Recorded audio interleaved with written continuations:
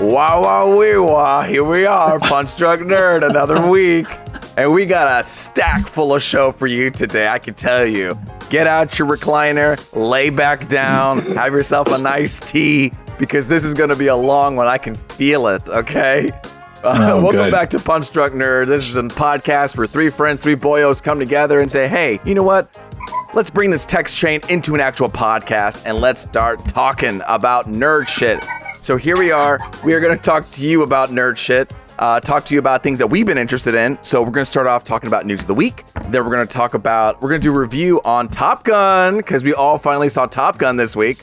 And then we'll do a quick touch and go. There you go. Trying to bring my airport knowledge in. A touch and go of Obi Wan Kenobi discussion. Okay. We're not going to lay there too long, but we're going to talk about it. And then we're going to end it all up with, you know what it is, what we are into. Okay. It's a full stack show, full stack of news, full stack of reviews. And I'm Luis Gonzalez. And with me, of course, is Miguel Sanchez and Deadpool. Yes. I love those dudes. Okay. Now we're going to get right into it. All right. News of the week. This came out yesterday, right? I think news about Joker 2, a movie that I didn't expect was going to come out or want. I'm sure some people did, because they said, hey, Luis, this is the business. What do you expect? WB not to make any money? Well, you know, you're right. They did want to make more money. And I know there was hesitancy in them wanting to do the second Joker movie because they said, if there's not a good story, we're not going to do it. Director Todd Phillips says. But then, lo and behold, new Joker, he posted on Instagram. The movie is called Joker Foile Deux. Okay? Translates to Madness for Two. Folie à deux is defined as a psychological disorder where the same or similar mental disorder affects two or more people. Obviously, given though that Joker is known for having psychological dependent relationships with like Batman and Harley Quinn, they're saying that this title seems fitting. I mean, this is a surprise, and I was kind of not down for a second movie. I felt like it wrapped it all up in a nice place. And as time goes on, I'm thinking, I mean, okay, I guess maybe I'll dip my toe in the idea of another one. I mean, if you think about it, like, he was really only the Joker by the end of that movie, like in one scene, and it's the best scene of the movie. And the whole movie's pretty good. It's the best scene of the movie. Naturally, people want to see more of that. I mean, I would love to see Joaquin Phoenix walking around with a cigarette in his mouth, dancing down steps again. I don't care. I don't care if they do the exact same second half of that movie all over again. Go ahead. I love that scene at the end too, when he takes the blood and just makes a smile on his face. Like, that is such a good visualization of it all. You know what I mean? Taking that pain and just literally making it into a smile. Ed, what do you think about Joker 2? I was on the same mindset as you were, just feeling that, like, when they first announced it, I was like, I don't really need another one. I'm happy where DC is at, doing these kind of like one and done deals. Yeah, you know, just just giving a new version of a character and then leaving it be, kind of thing. But it was inevitable and made like $1 billion or whatever. Two things I thought were funny in my mind, I guess, just because Hollywood has a habit of, especially Warner Brothers, in fact, has a habit of like naming something super complicated and then changing it at the last minute. If you remember the Harley Quinn, yeah. The emancipation, in fact, the emancipation of one Harley Quinn and the Birds of Prey. Yeah, and the emancipation of one fantabulous Harley Quinn. I love me a long title. I liked it. I like a long title. You know, speaking of Folie à Deux, that's the title of a Fall Out Boy album, and that's something that Fall Out Boy used to do. Yes, that's something that Fall Out Boy used to do a lot. All of their titles used to be like paragraphs of their songs. It's like Fiona Apple did that for one of her albums. It was like a poem. Yeah. The other Joaquin Phoenix movie that's in development was initially titled Kit Bag, where he plays Napoleon. And now they're just calling it Napoleon. Right. Because as you do. Reasons. You want no one will butts know. and seats. You know what I would not be surprised if they just went ahead and called this part 2. Or whatever. Anyway, I just thought that would be funny. I also thought it was funny. Sorry, go ahead. No, I was gonna say they'll keep part Deux. You know what I mean? Like they'll keep part Deux. Yeah. Or they just change it to Spanish, like part dos. You're like, whoa, I'm losing the thread. Hang on a second. But I thought it was also funny, just I guess more so because like we all get an impression of how Joaquin Phoenix is in real life, and having an Instagram picture of him seemingly just like getting into the script, like having not even finished it. Imagine like after that picture and he finishes the script and he's like, nah, this isn't because first off, it's Joaquin Phoenix, like he hand chooses his projects, you know. So the fact that he's even considering a sequel is kind of wild. So I mean, of course, I hope it's great and I hope he stays on board. But I don't know, thought that went through my mind when I first saw that picture. Instead of being excited, I was just like, oh man, how do we even know Joaquin likes it? It's not like he's like busy on social media telling us all his thoughts.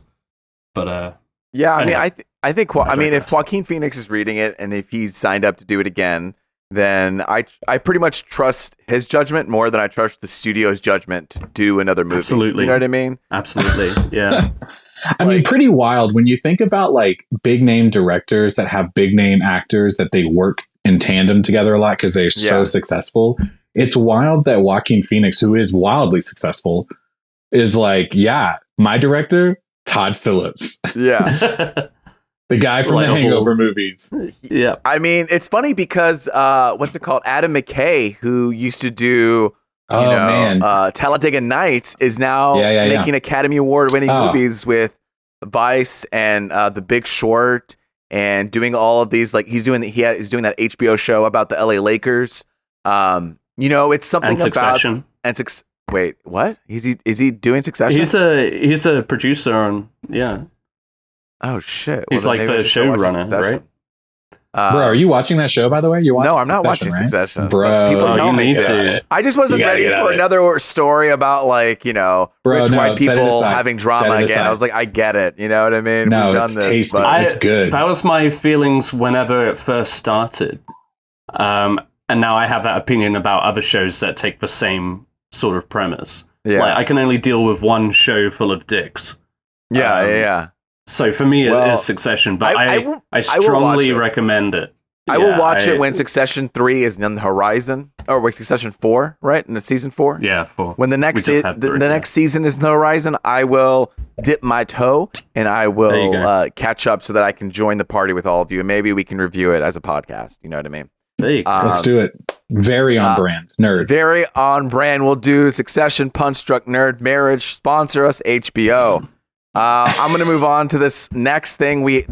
From one inconceivable news to another inconceivable news.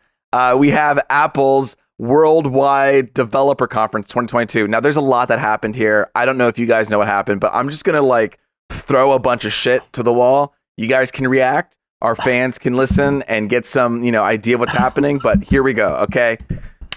So we're going to talk about the new iOS. Now, do you guys know Apple Watches? Okay, Apple Watches. They have this ability where you can switch. The iWatch.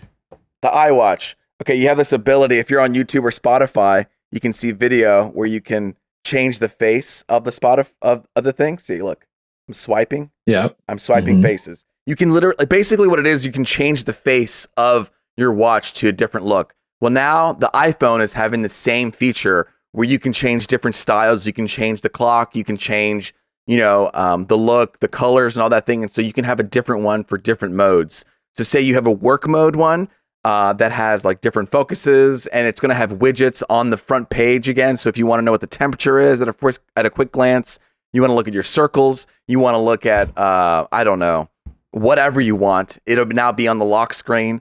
You can also have your photos shuffle throughout. So that's a thing. Oh, that's cool. The notification. on your phone, Ed. On your phone. Oh. So you can literally change whatever your phone looks like and just swipe it through like an Apple Watch, which is cool.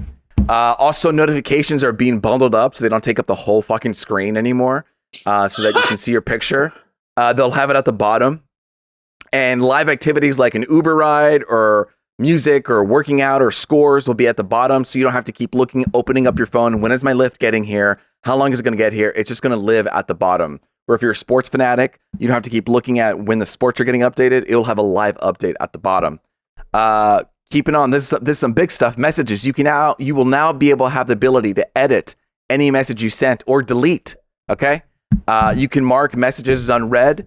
And yeah, I don't know about you guys, but there's a dictation thing. There's going to be more fluidity with dictation and typing. Please stop me at any point of this rant that I'm going through if you have any things. Visual lookup. Okay, have you seen this thing where you can take a picture of something and you can take the text off of that picture and copy and paste it to something? Well, now you can do that with videos as well. So if you record something on video, you'll be able to do it with that.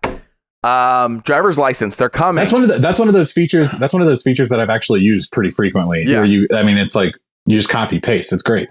Yeah, I mean, like I remember I was trying to borrow someone's Wi-Fi password. I took a picture of it. I copied it. It's right there.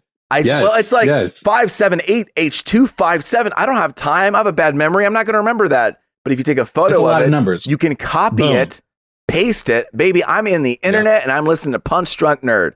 Apple Wallet, they're doing this new thing called Pay Later, where you split your cost into 4 equal payments spread over 6 weeks with 0 interest and no fees. They're trying to get driver's licenses in there. Maryland and Arizona already on there. They're trying to get 11 more. Let's see. Maps, fine. They're making it more robust. Oh, okay. I have family in LA this week, and we're all taking photos. We're going to Universal. We're going to Six Flags, and we're all taking photos of each other. You know what I mean? Group photos. But the problem is, at the end of the day, you want to share those photos and make it easier. Well, now they're doing this whole thing like a shared photo library, so that we can all have access to the photos right away when you take them. You know? Nice. So if I say I want to share pictures of me, Miguel, and Ed on our trip, it will only share pictures of us 3 into a shared album. So we'll never, and it'll automatically upload to the cloud. So we'll never have to ask, hey man, can you airdrop it Send to me? that. Oh, my airdrop isn't connecting. Oh, okay, well then never mind. Can you just text messages to me? I can't. There are too many photos and won't let me send that many text messages. Oh shit. And then it takes 20 minutes just to send photos. Well, now they're making it easier to do that. This is a big one and a cool one. This is called Safety Check. So for people who are in an abusive relationship and need to leave, you are able to instantly reset access to another person. You just say, hey, I'm done with this relationship. You can remove permissions. You can see if they have access to your messages. It'll just completely wipe access to all devices so that they can't have access to it anymore. So they teamed up with organizations that support victims and domestic violence, and they've worked together to kind of find a solve so that people can, escape healthily. So that's pretty cool. CarPlay. If you're into CarPlay, they're basically going to take over the whole fucking thing. Like, you think it was one window? They're going to take over the odometer. They're going to take over the map. They're going to take over. It's going to be like, it's going to be basically like a car by Apple. You know what I mean? The whole design. Boy. So some cars are into that. There we go. Apple Watch is getting better. So, okay, I'll tell you this about Apple Watch for me. I'm trying to do more cardio, and I'm always trying to figure out where my heart rate zone is, like the best zone to work out in. They're making it now where you can give alerts to when you need to be in that heart rate zone, so you're not running too hard, or if you need to run more. That's kind of cool. What else? Macs are getting faster. Blah, blah, blah, blah. Oh, they're introducing Safari password passkey, which is going to be using biometric systems like Touch ID or Face ID for passwords. So that'll be a thing. What else? iPad. There's a thing called collaboration where we could, you and me, you, Miguel, and Ed, we could be working on something. Say we want to make a new logo. We could all get on FaceTime and get on collaboration app, and we can literally go on a whiteboard and work together on coming it up with this new logo or whatever. And I think finally another cool thing is FaceTime. or like if you're doing calls on your laptop, laptops and computers always have shitty webcams. Okay. The best webcam is what's on your phone. It's a great camera. And now what they're going to be able to do is you'll be able to use your phone as a camera for your Mac. It automatically connect and it'll recognize it. So you'll have a stellar 1080, 4K, whatever ability of camera you have using as your thing, which is great because, you know, I'm using this Logitech Stream Cam, which costs a couple $100, and I still think that this iPhone can look better than that. So, you know, they're doing these things to make it easier. Yeah, I don't know. There's a lot more stuff that I won't get into, but it's fine. I think I wanted, what's it called? An update on the iPhone. But, you know, it's a lot of quality of life improvements that are happening. Yeah, I think the coolest. Oh, and mail. If you accidentally send mail, you can have it delete or like schedule it when you want it to be scheduled. Just out of curiosity, like they always tell you whenever they release like a new iOS, it's serviceable up to a certain older model. Right. How old does it go? It didn't say. It didn't say what model it stops. They never say anything like that. That's the thing. It's like it's faster and stronger, but then they don't really get into the details of like, you know, well, what is the battery size of it? You're telling me it lasts 8 hours, but literally tell me what the battery size is, and they don't. So they didn't mention that. You know, they don't want to mention stuff like that. They want to mention all the happy things that's going to happen. Well, Ed, you just got to get a new phone then if you want to enjoy any of these. You know, these were everything you listed were problems I didn't realize I had. These are all your problems that you need to fix in your life. Okay, like, you need to know when that live is coming. When you upgrade to the new phone, then you'll be like, "Oh, I have all these problems," and they'll be like, "Here you go." Oh man, yeah. Yeah, you know, it's just like there's small quality of life improvements for things. The safety check thing is cool. And the editing of the text messages is cool. What else? That's like a Republican stream right there. I have to imagine that it's only going to be like after 2 minutes you could edit a text, and it will say edited. You know, it won't be like it will notify you, that it's been edited. Okay, all right. Do you guys use dictation? I don't use dictation a lot in my text messages. Not really. Not very often. I only do that like when I'm in the car using Apple CarPlay or whatever. Yeah. I use it when I don't know how to spell a word. And it's like, I'm even spelling it so incorrectly that the auto spell is not even picking up what I'm putting down. Yeah. You know Shrub. Restaurant. I will pull up my dictionary app and make sure I'm spelling it correctly. You know, the iPhone can do that for you, right? It just does that for you, Ed. Sometimes. Gets out his book. Okay, I'm going to move on to another conference, the Sony State of Play. Ooh. Okay, Resident Evil 4 is getting updated. It's being released March 24th, 2023. Okay, big news. Spider-Man and Miles Morales is now available on PC, or will be available on PC, which I think is super cool. And then God of War is available on June's PlayStation Plus. And I don't know.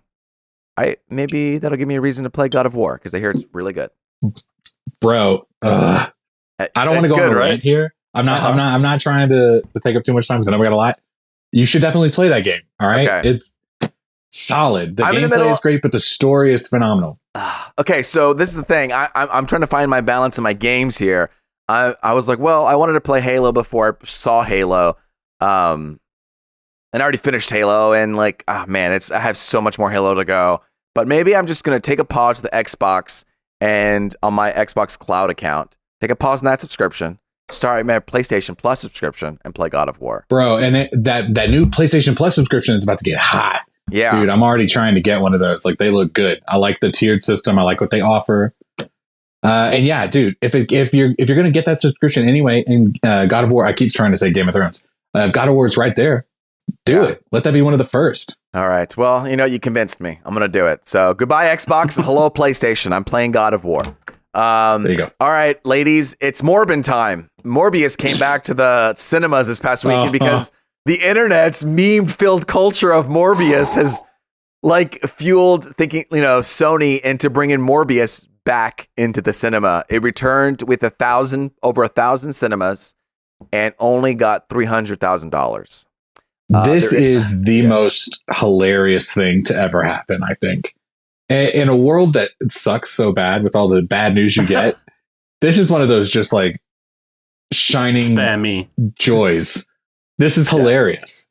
I mean, who would do this? Who would do this? I mean, obviously people were like shitting all over this movie. Yeah. And they said, run it again. That's what happened. I mean, on the internet, like people were making fun of Morbius by being supportive of Morbius, and then Sony saw that as an opportunity to say, "Hey, they want it back. Let's put it in theaters." Think about the person at Sony that was like, "What if we re-release Morbius?" What is this? It's Rotten Tomato score. Let's see, Morbius, Rotten Tomato. Oh God, I will say this: I do want to see it. I still haven't seen it, but it's definitely one of those like it's so bad it's good. I feel like you know what I mean. I'm looking forward to watching it, but I'm not paying to see it. Is there a streaming release date? It'll be available starting June 14th on VOD. On like what, Stars? It just says VOD, so I'm sure that's like a rental. It doesn't say where it's going to be streaming. Because Sony doesn't have a streaming platform, does it? I don't think they usually release via Stars. I was going to say Stars. That's where all the Spider-Man movies like are. Bloodshot went to Stars. Well, even Stars is hard to get a hold of. Venom. I have it. I'll share it with you, Lucas. You know. Do you really? What? Do you really have the Stars subscription? Yeah. Well, I have it through my Prime. Yeah. Oh, can I get that too, or is it only after that? Yeah, no, you go. You can both have it. This is friends. This is true friendship. Pretty solid. Here. I mean, until we get sponsored, I can't be paying for all these subscriptions. Okay, it's a lot of subscriptions. That's the first thing where the money's going to. Subscriptions. Yeah. No, Stars is a pretty solid one. That has just enough, options in its movies, including the Spider-Mans, as I mentioned. So, I think speaking of Spider-Man, The Amazing Spider-Man is now on Netflix. I don't know if you guys saw that. I thought Netflix was going to start getting all the Spider-Man movies, including the Tom Holland ones. Not yet, but I'm pretty sure that's why. I mean, I remember being like surprised that they weren't going to Disney Plus; they were going to Netflix. Yeah, well, for right now, anyway, from what I saw, they have the Amazing Spider-Man, but that isn't to say that they'll get more later. But yeah, I mean, Stars also just got Ghostbusters Afterlife, which I also watched. Did you like that movie? Yeah, I don't know why I completely forgot to mention it. I thought it was all right. Yeah? Yeah. All right. I could tuck it away for later if you want when we're talking about what we watched. Let's talk about it because we will be talking about Top Gun, another, a sequel to a classic movie. And I think Ghostbusters did a lot of that going around right now. Well, I think Ghostbusters did a pretty good take of returning to Ghostbusters. Oh, so you did see it? I did see it. Yeah. Okay. I saw it. I saw it in theater. I saw it in theaters. Nice. So, what are we doing here? Okay, we're moving on. We're going to talk about some more news here. Amber Heard is officially out of Aquaman 2 after Johnny Depp won the defamation case. WB came back saying, "Hey, Amber Heard, no longer in Aquaman 2." That's just, I really don't have any thoughts about it. I'm fine with it, I guess. We can move on to Ezra Miller.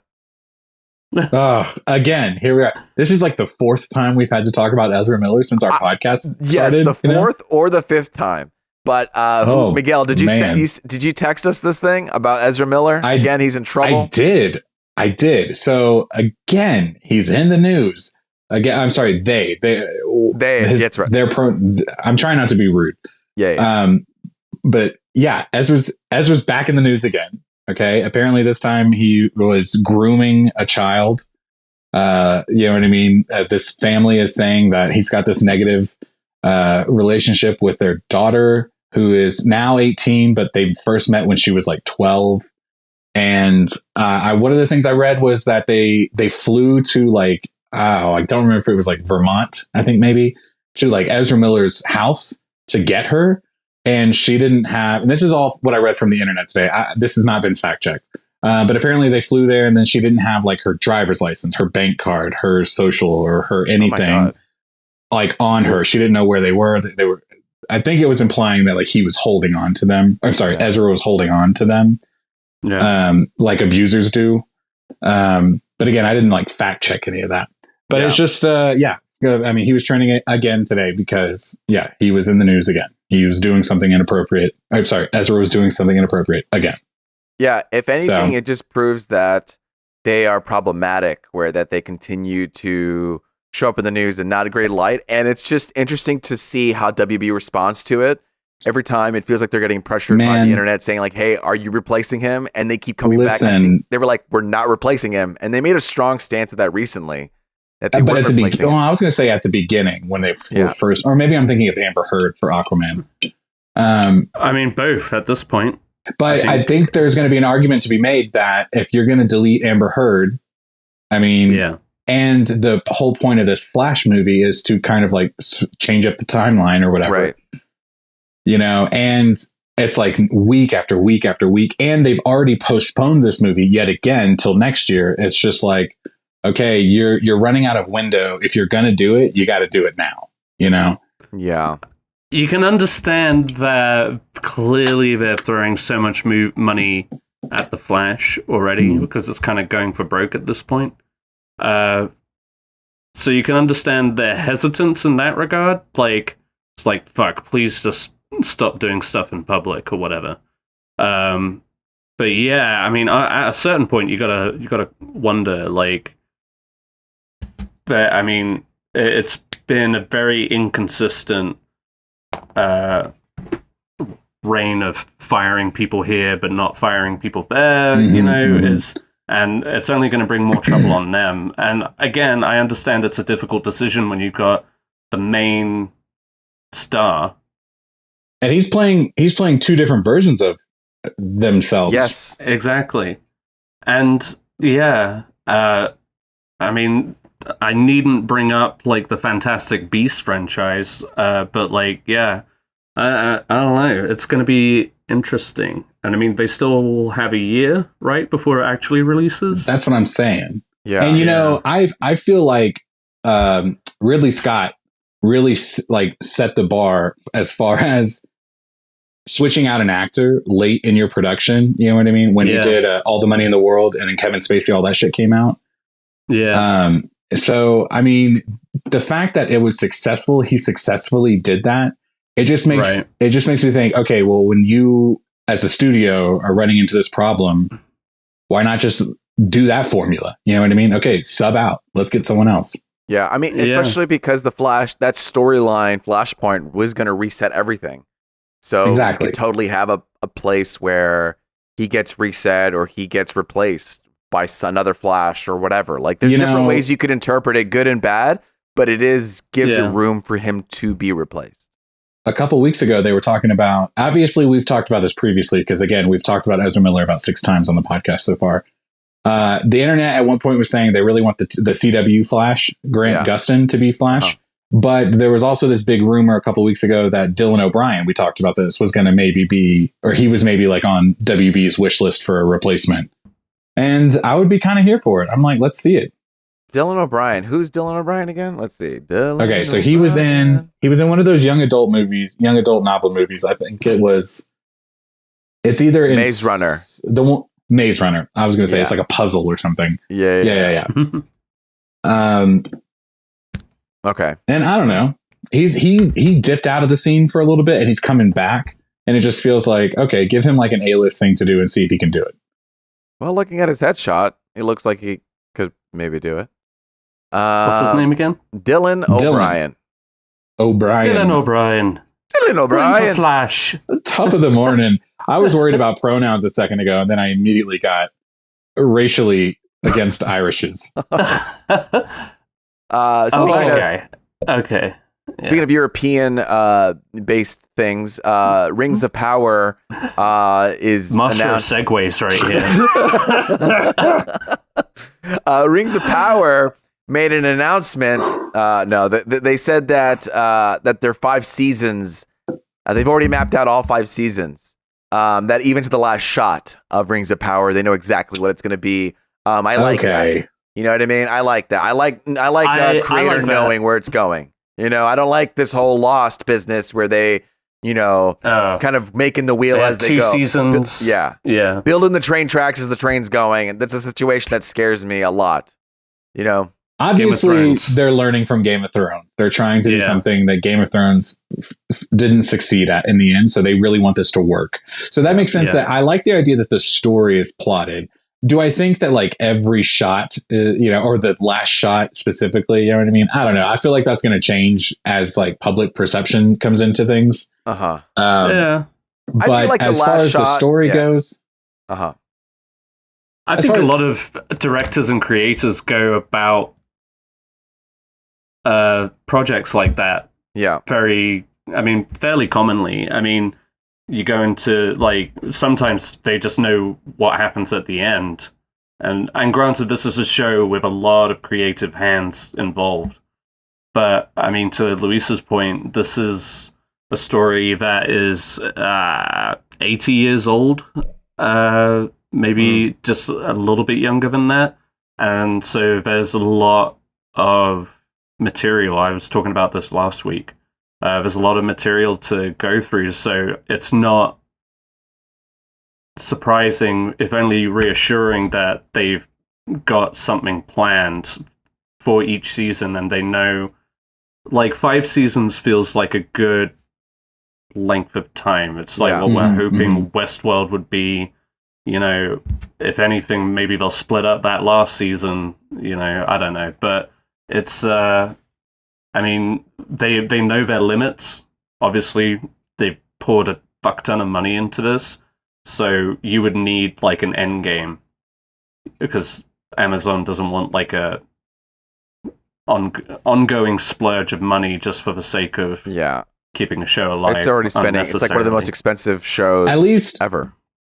Yeah. At least this, like as you were saying, this story 80 years old. It's done. You know what I mean? We talked about this last week. You know what I mean? At least we're not waiting on someone to finish it. Yeah. Game of Thrones. Yeah. No, you know what I was sitting here thinking we should do as a prelude to the Amazon show coming out? We should watch all of the Lord of the Rings? No. Because that's, I mean, obviously, who doesn't love those movies? You know what I mean? Luis, maybe? Luis. You know what we should do? We should watch. In a long time. We should watch what was it, like the 70s or 80s cartoon version? Oh. Yeah. You know what I'm talking about? Yeah, I know. Because that's only like 1 or 2 movies. I don't think there wasn't like I mean, I might be wrong. I'm just remembering. No, but I'm pretty sure it was pretty concise. I almost think it was just 1 movie. Yeah. But yeah, I remember the Hobbit one. Which one you're talking about? There was a Hobbit. So maybe it was 2 movies with the Hobbit. Yeah. With the Hobbit. Yeah. Yeah. But we should do it. That would be fun. That's like an old style animation you don't see anymore. No, not at all. That's hey, a way to throw a curveball there, Miguel. That's not where I expected you guys, to go at all. I'm the idea man, all right, and that's why I get my 10%. That's right. 10% of 0. But 100% our affections. Ed, stop. Ed's the sweet one. He's the heart. Who are you, Luis? I don't know what I am. What am I? You made it sound like you were about to play bad cop there. You know what I mean? Well, Ed's the sweet one. And I don't put it. And I'm staying up all night doing as they come. But I will be staying up all night to buy Thor tickets that are on sale Monday. Okay, Thor Love and Thunder coming out on sale Monday morning. I'll tell you what, I stayed up all night for the Batman tickets at 12. The tickets did not come at 12. Okay, they came out around like 8 or 9 in the morning. So I was up at 2 and 3. I'm like, God damn it, when are these tickets going to be sold? I'm trying to stay up, drinking sodas. You're a trooper, man. Dude, that makes me feel terrible. It's fine. No, it's fine. I did it for Endgame, you know. I did it for some big stuff. I just feel like that was a huge moment, the Batman movie, and I don't know. I wanted us to have a premiere experience of getting great for those, like center stage tickets, you know. For those that don't know, Luis stayed up to buy these tickets because he bought like 10 of them all at once. Yeah. We were going as a group. And then he didn't even get to come see the movie with us. No. I'm still heartbroken about that, but that's okay because we started our podcast anyway. Here we are. That's true. Yeah, we that's did. True.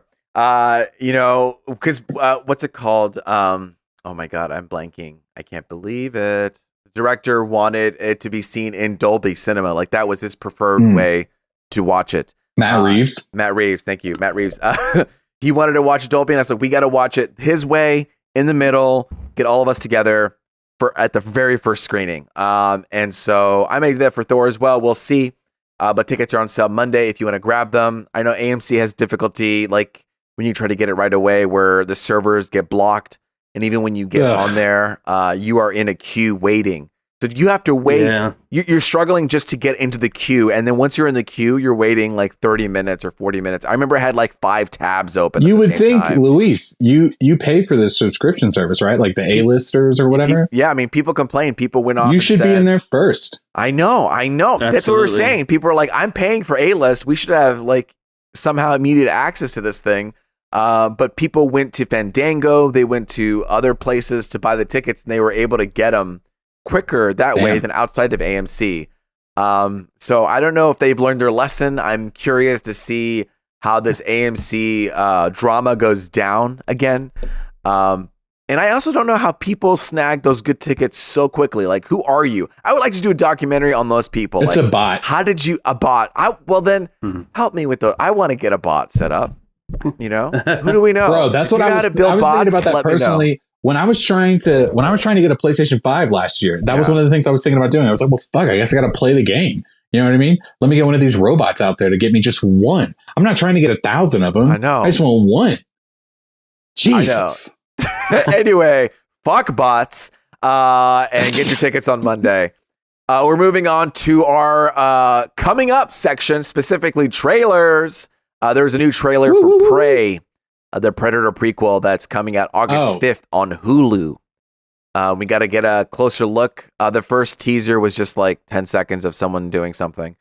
But here we actually got to see, the protagonist running around, trying to hunt down the Predator. It looks run cool. away. Who knows? I'll say this. I can't remember what we were talking about at the start of the podcast, but we were talking about like names and people and like name recognition. Yeah. One of the things I'm worried about this movie is the fact that they didn't call it Predator something. It's so weird that they called it Prey to me. It's a bold move. Yeah. I mean, it's like, I don't know. It's like not referencing Batman in a Batman title or something. You know what I mean? Dark Knight. Sure. Although that has worked, that's not a good example. And I don't know. It's just something like when I search Prey, you know what I mean? Yeah. Or when I see the word Prey trending, I don't immediately jump to Predator. You know what I mean? And I'm just like, as far as name recognition goes, I'm wondering. Oh, we were talking about the Harley Quinn movie and how WB has this. Changed it. Yeah. How they changed the name to be a little bit more like accessible. Yeah.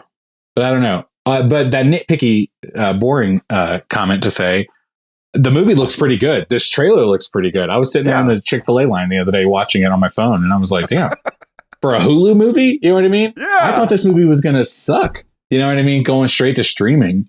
But it looks pretty good, and I'm here for the concept. And of course, people are talking about, like, if this does well, maybe we see Predator in different timelines. You know what I mean? Mm-hmm. Yeah. And I'm here for it. It might be the thing that, like, revitalizes the franchise in a way. Yeah, and to that point, I mean, how many variations of Predator are you going to have? Like, the last one was called Predator. The one before that was called Predators. The original one was called Predator. Listen, the second one was called Predator 2. I'm going to say something like I work for Sony or something. It should be called like Predator Origins. You know what I mean? Like, make it make sense. Right. Yeah, but then you have bad movies like Wolverine Origins. Predator Genocide. Oh, Predator Genesis? Yeah, no. But they're doing a play on Predator. Genocide. Oh, Genocide. Oh, my bad. Okay. Yeah. Predator Genesis. Like, it's a metaphor for, like, the white people coming over to the Americas. Yeah. Oh, but honestly. Genocide. Yo, I don't know. Y'all saw the trailer. What did y'all think? Go ahead. Sorry. Yeah, well, no, I just think it... You know, yes, it is bold, but I mean, the direct to streaming, it's probably going to have more access when more people realize that that it's like a Predator movie and catch on. You know, supposing that it's actually good, maybe it can. I think what they'll do is in a crowd. In the poster, in the artwork, it's all going to be Predator images. You know what I mean? Like because the title doesn't have it, they'll have to do like, he's like doing his. Although this trailer did a really good job about not showing you the Predator. I mean, I don't really. I think a couple of times he was wearing like a skull or something. Yeah. Yeah.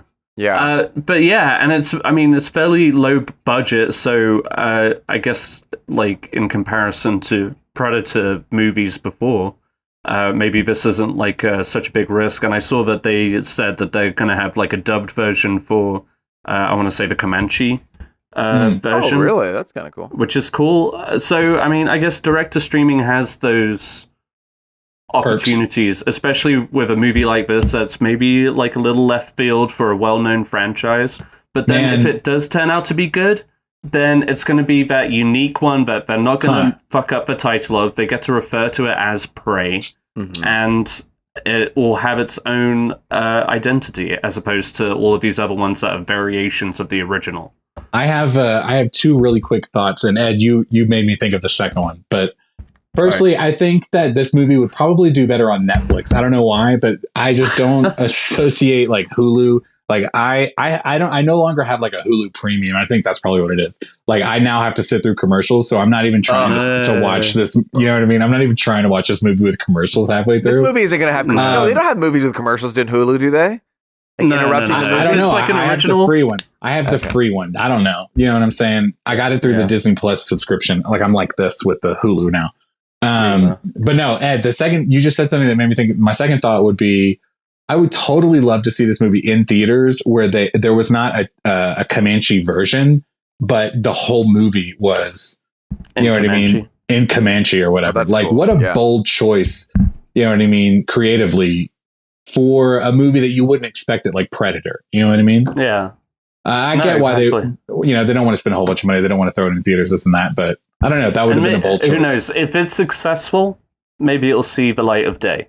We'll see. Who knows? I think it's a strange beast. I think the fact that it's streaming, they're giving them a lot more creative freedom to do to have a lot more risks. That if it was going to theaters, they would have to call it Predator Origins. They would have to do all the floating head posters. They would have to do everything. Big name attached to it. Exactly. They have to have a big name attached.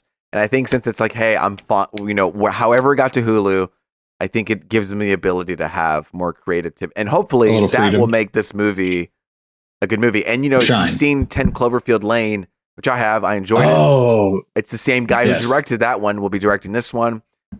He's directed an episode of The Boys, Black Mirror. So it should be. I think I have high hopes for this one.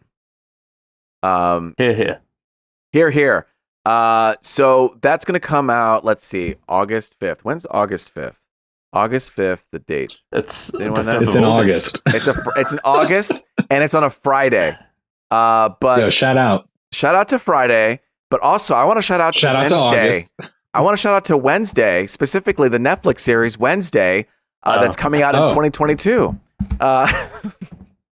That's the only reason you looked it up, isn't it? Yes, that is the only reason I looked it up when it came out.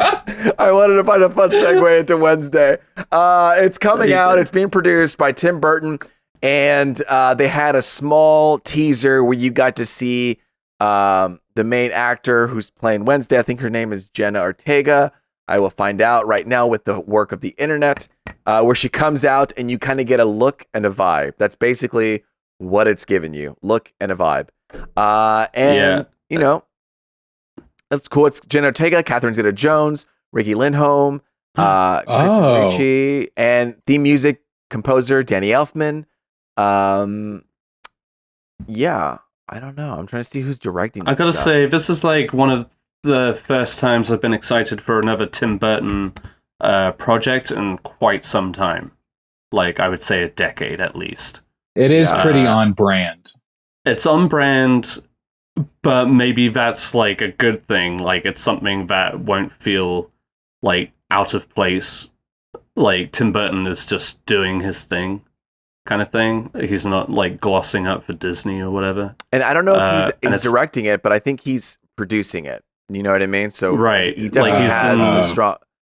Series directed by Tim Burton. Okay, I'm reading on Wikipedia on IMDb. So, yeah, man, I'm sick of his Disney, movies. I just don't vibe with them. Went down a weird.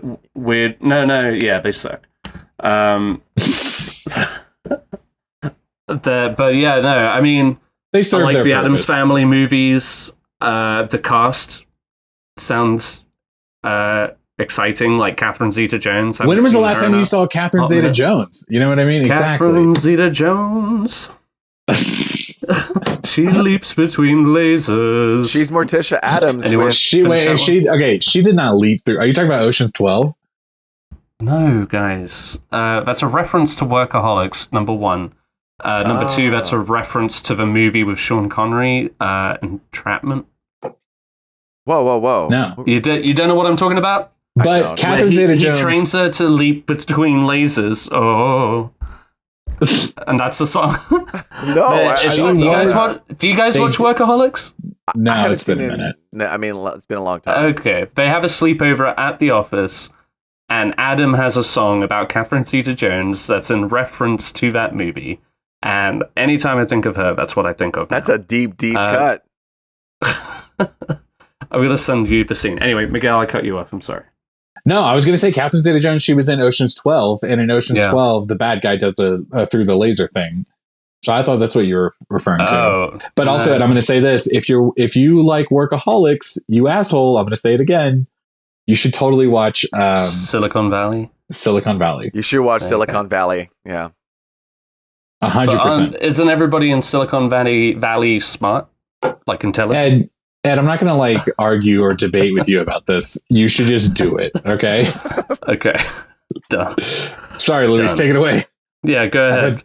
Segue from that, motherfucker. All right, segueing from... Guillermo del Toro's coming out with a Netflix anthology series called The Cabinet of Curiosities. Ooh. Yes. It's cool. I like anthologies. I don't know. Let's do it. That's all I have to say about that. I know he's been working on this one for quite a while. He's not directing, but... What? It feels like Guillermo del Toro is working on things for quite some time, all the time. He's a busy man, yeah. But when does it actually come out, though, is what I'm saying. I just feel like I've heard he's always attached or doing something. He's a busy man. He's a busy boy. He's also got his him. Netflix Pinocchio coming out later this year. I didn't know about that one. No. I forgot about that. A competing Pinocchio? Yeah, it's stop motion animation. Oh, God. You don't like stop motion? I love stop motion. I love stop motion. And from Guillermo del Toro, come on, it's gonna baby. be creepy as fuck. So that's why he's working. That's why he's working so hard on just one thing. He's a busy boy. It's like that Parks and Rec episode where Ben is he's furloughed or unemployed or whatever, and he works on a stop motion movie. And he plays it for someone, and it's I've been working on this for weeks, and it's 9 seconds long. To get up in the morning or something like that.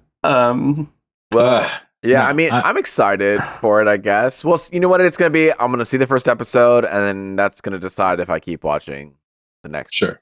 Yeah. Another trailer came out today. Black Adam. All right. Oh man, I can't believe we haven't talked about this yet.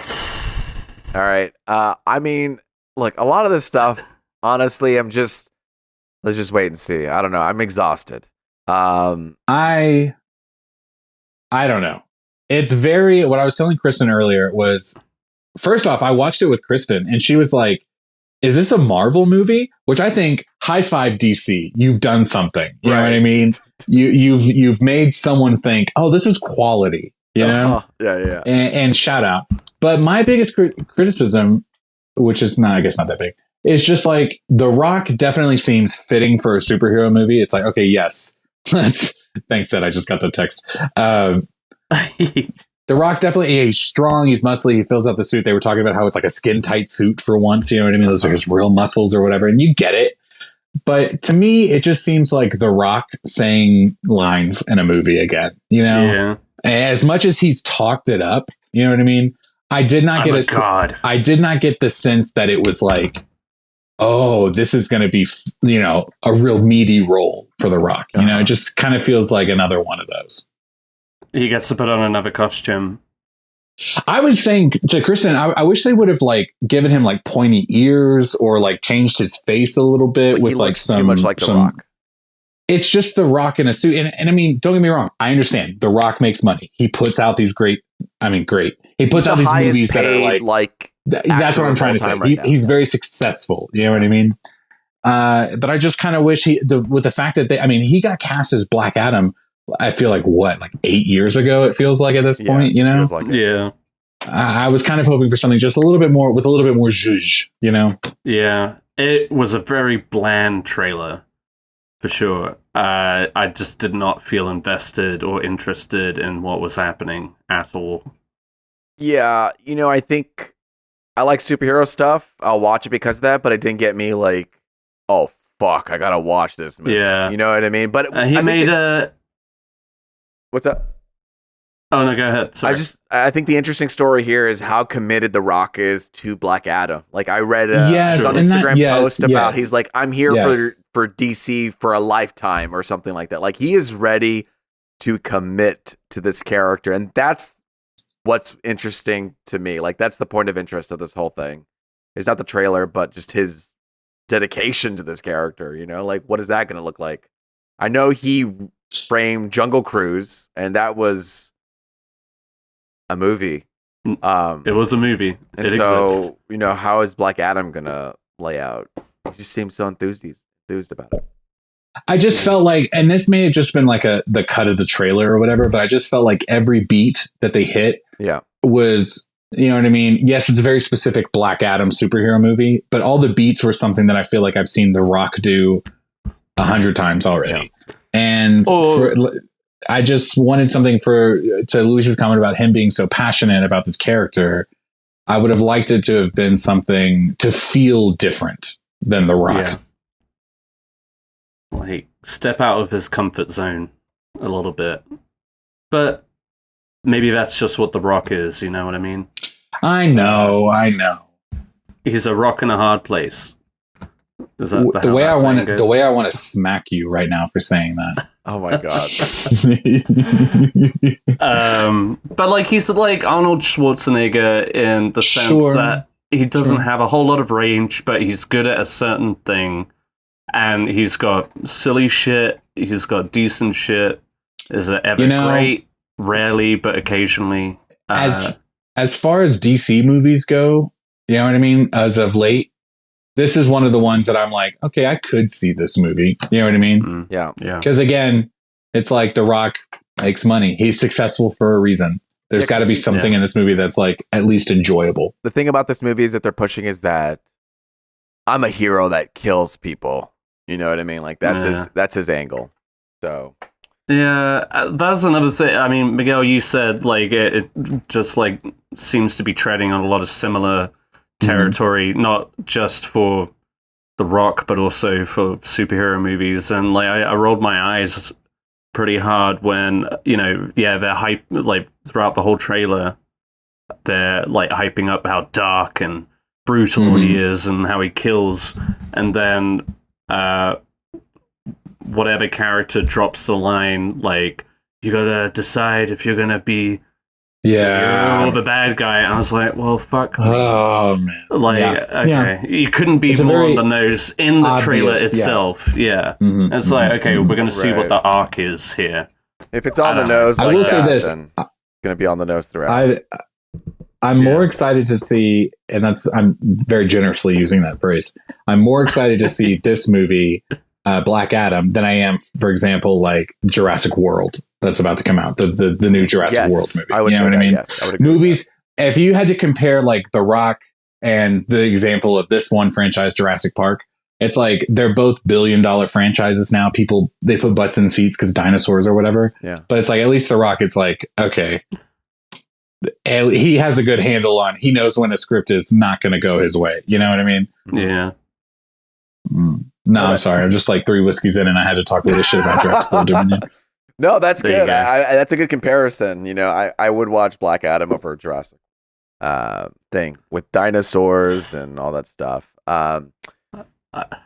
You got any? Are you allowed to say I'd rather see neither? But No, you have to pick. You have to pick one. uh, The reviews are in for that It's movie like too, Thor. Jurassic World, and I hear it's. I mean, I don't hear great things. we'll get about into it. We'll get into It's it. coming out this week.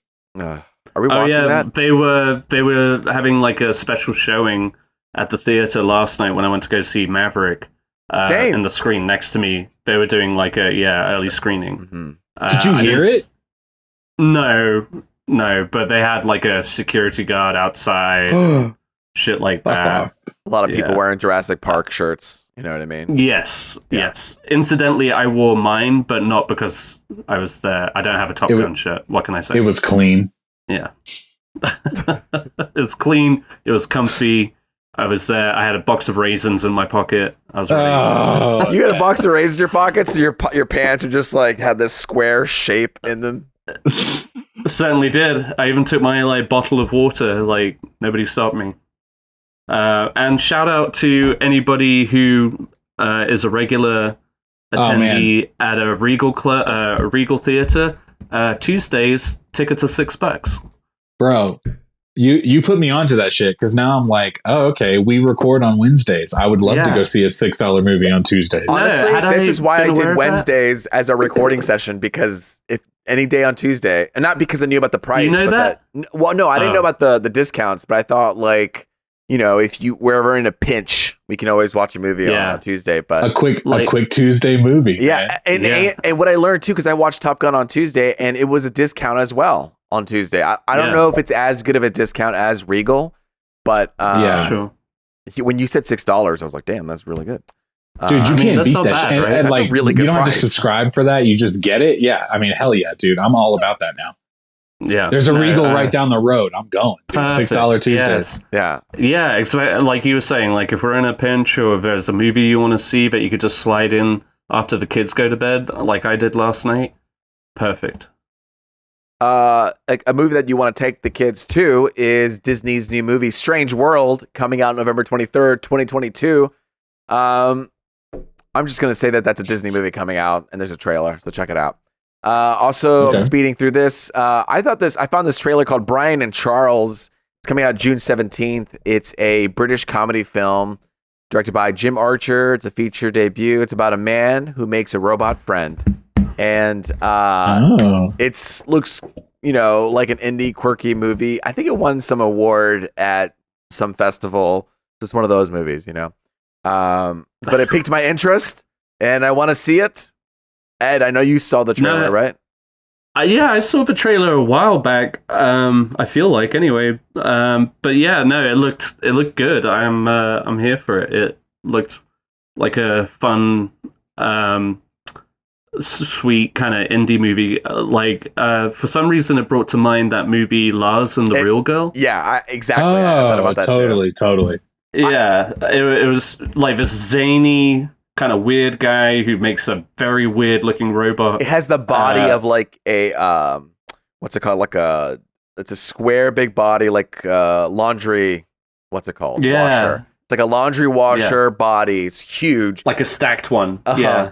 And then like a little like mannequin head. And I only came across this because I was on Instagram and I was scrolling through and I saw this big boxy thing with a mannequin head, and they were doing like, I don't know, those typical reaction videos you see on YouTube and Instagram where it's like 2 stars in front of a white wall and they answer questions about like, what's one thing I can't live without? And then they talk about that type of business. I saw it and I was like, oh, what is this? The visuals here are interesting, like of this like robot character. And then I went and saw the trailer, and I thought it was fun enough to watch and to bring up. Coming soon, but with no trailers, discussions. Mom, or Multiverse of Madness, is coming to Disney Plus June 22nd. Did you know what's funny is that movie came out on Mother's Day weekend? Wow. Kind of coinky dink. And it's called like Synergy. Mom, and about a mom. What a world we live in. I Am Groot comes out August 10th. It's following his glories days growing up. There are a bunch of shorts. And Fargo season 5. We got Juno Temple from Ted Lasso. She also made a cameo appearance in The Dark Knight Rises. John Hamm, Jennifer Jason Leigh.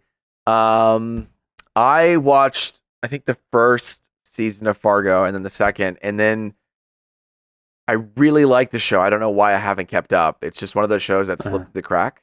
But yeah, I know I've heard great things. I know it's one of those ones like I know I need to see it. I just like I haven't watched the fourth season that was headlined by Chris Rock. Sarah. So whenever that one came out, I got Sarah into a rewatch with me. Starting from season 1. And we just haven't made it to season 4 yet. But I'm excited about this. I'm excited about that cast. I think Fargo is a great show. I think it's very often underrated. It's one of those anthology shows. So I feel like I don't know if people have a thing against anthologies, but I think it's a great show, and it always gets like really good actors involved.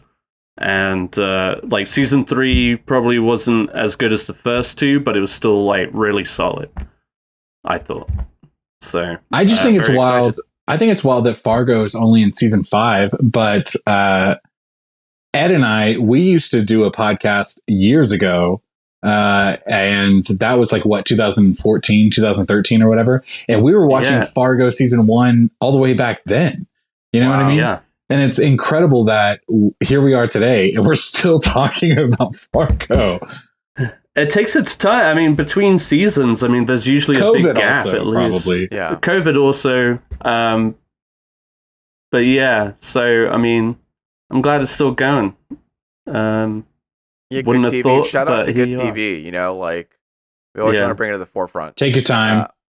Take your time. I don't mind you taking your time. I know Curb Your Enthusiasm does that too sometimes. They're like, we're off, and we're not, and you never know when they're coming back, and then they come back. Larry David comes with a new season when he wants to come back, and it's more organic that way, It really is. It's not instead of feeling like you have to shoving it down people's throats. Yeah, you feel like you have to make another season, and it's one of those situations where you get an album from like a band, and the sophomore album is not as good as the first album because they've been working on that album for years. And they were able to fine tune an album, and then the next album they have to make it like in a year. Rush out, and trying to figure out like, well, we want to make something new, but we also want to have the same feel of the first one, and it can be really hard. So it's nice that shows like this takes their time. Resident Evil coming out July 13th. I really have no thoughts about that. So I'm just gonna roll right into the topic, our movie discussion, Top Gun Maverick. There we go. So I know Miguel watched in the Dolby Cinema. I did watched it. The showing that I watched it at that we were able to go to was the IMAX, and then Ed, you watched it at a normal screen, right? Yes. So we had 3 different experiences with it. That's amazing. But listen, Miguel, you were hiding some of the big storylines of spoilers for Top Gun Maverick. Let's talk about it. I don't know. What are your thoughts? I feel bad that I brought it up last week. I should have just held off until I didn't realize we were going to do it. But there was a ton of things that I wanted to talk about. Obviously, like the whole Goose storyline where his son is now in Top Gun and Tom Cruise has like this, emotional connection to him. I don't know. I talked about it last week. Let me let you guys talk. No. You can unleash your spoiler thoughts. It's been a minute. If you want, you know what? I'll say this. Like, I like. Okay, you know what? Right when the movie started, it felt. I got excited. I watched the first Top Gun actually before I saw Top Gun Maverick, so I was already kind of in the zone. I was I was the danger zone. I was in the danger zone. Okay, I'm on the highway to the danger zone, and I was watching. I was like, all right, let's go. prove me wrong. What is this? What's the deal with this movie? And it starts off with the captions, and you're on the aircraft carrier. Starts with the Top Gun theme music. I'm in the zone and I'm sold. Like, I'm ready to go. It's like an updated version. It's beautifully shot.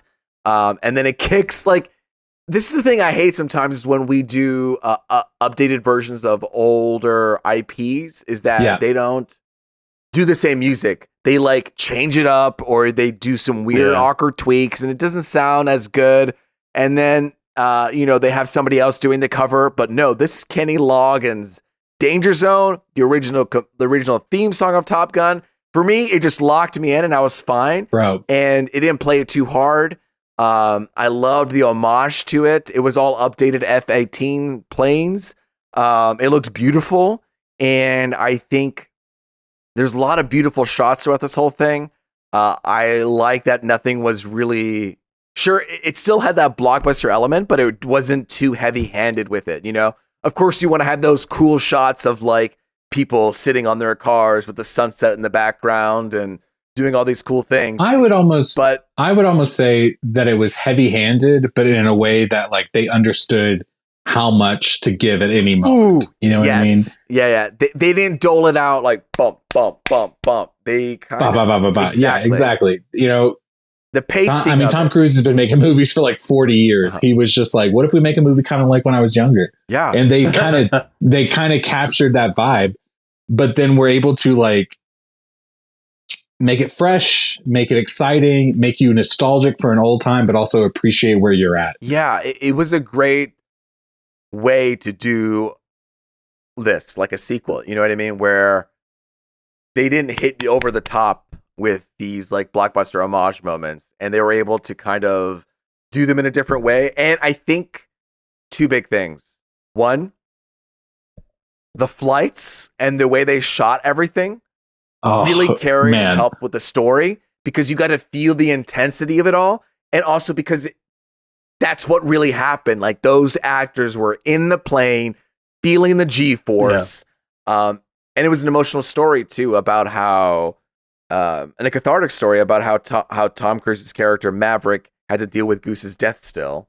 And it was a clear, simple storyline, but it was effective because Tom Cruise had a great performance. People had great performances. It was thrilling. They weren't too heavy-handed, and it was emotional. I think it's a simple emotion, but it worked. Let me just before we get into it, let me just ask one quick, simple question. Did anyone tear up in this movie? I did not. I did not either. Oh, but I don't. And you know me, I'll cry at anything. That's what hurts the most. And part of it might be just because I'm new to the whole Top Gun thing. I've only seen it once, and I didn't really care for it. I think another part of it also was I knew some of the emotional beats that were coming, i.e., seeing Val Kilmer, sure, stuff like that. And so maybe because I was expecting it, that I didn't feel anything when it happened. I wouldn't say I didn't feel anything. I feel like for most of this movie, I did have a big stupid grin on my face. And even if I rolled my eyes at some points, I'm just oh, you silly Tom. Top Gun. You're having a good time. Yeah, it's just silly. And I can tell you this much: for Tuesday night, it was a pretty solid crowd. Yes. Same. And there was one gaggle of women towards the front who were definitely just having a whale of a time, and not in an obnoxious way. They were just enjoying the movie. They were laughing at it. Whenever somebody had a quip or a burn, they were just oh, yes. Shit. But I was there too. I was just oh man. I mean, there was one or two where they were just oh, and I was just I mean, that wasn't even a burn, but whatever. That's what I was alluding to last week. I saw it with a kind of same thing where you just don't expect a big crowd, but all of a sudden there is one, and it was a bunch of old people. And it's you just kind of miss that time where you're You know what I mean? In the Outside theater? outside of like an Avengers movie, you know what I mean? Yeah. Where Yeah. just like a blockbuster exists and people are invested and they're like gasping and Dude, our crowd was laughing clapping. They were laughing. Dude, They were the lady totally next to in me, it. I think I said last week, the lady next to me, she was crying, she was clapping, she was laughing, and you're just like, I'm vibing with you right now. Like, Yeah. what are you doing later? No, just Talking about Top Gun. I think hell this yeah, is, dude. I You think wanna this come is on a my podcast? movie that's like top 5 or top 10 in the sense of you got to see it in theaters. You know what I Yeah. mean? Like in the sense of Gravity, Interstellar, Top Gun. I think Top Gun delivers so much to the big screen that it's hard to not to experience that at home. I was upset that I didn't see it in IMAX. You know what I mean? That definitely felt like the movie to see in IMAX.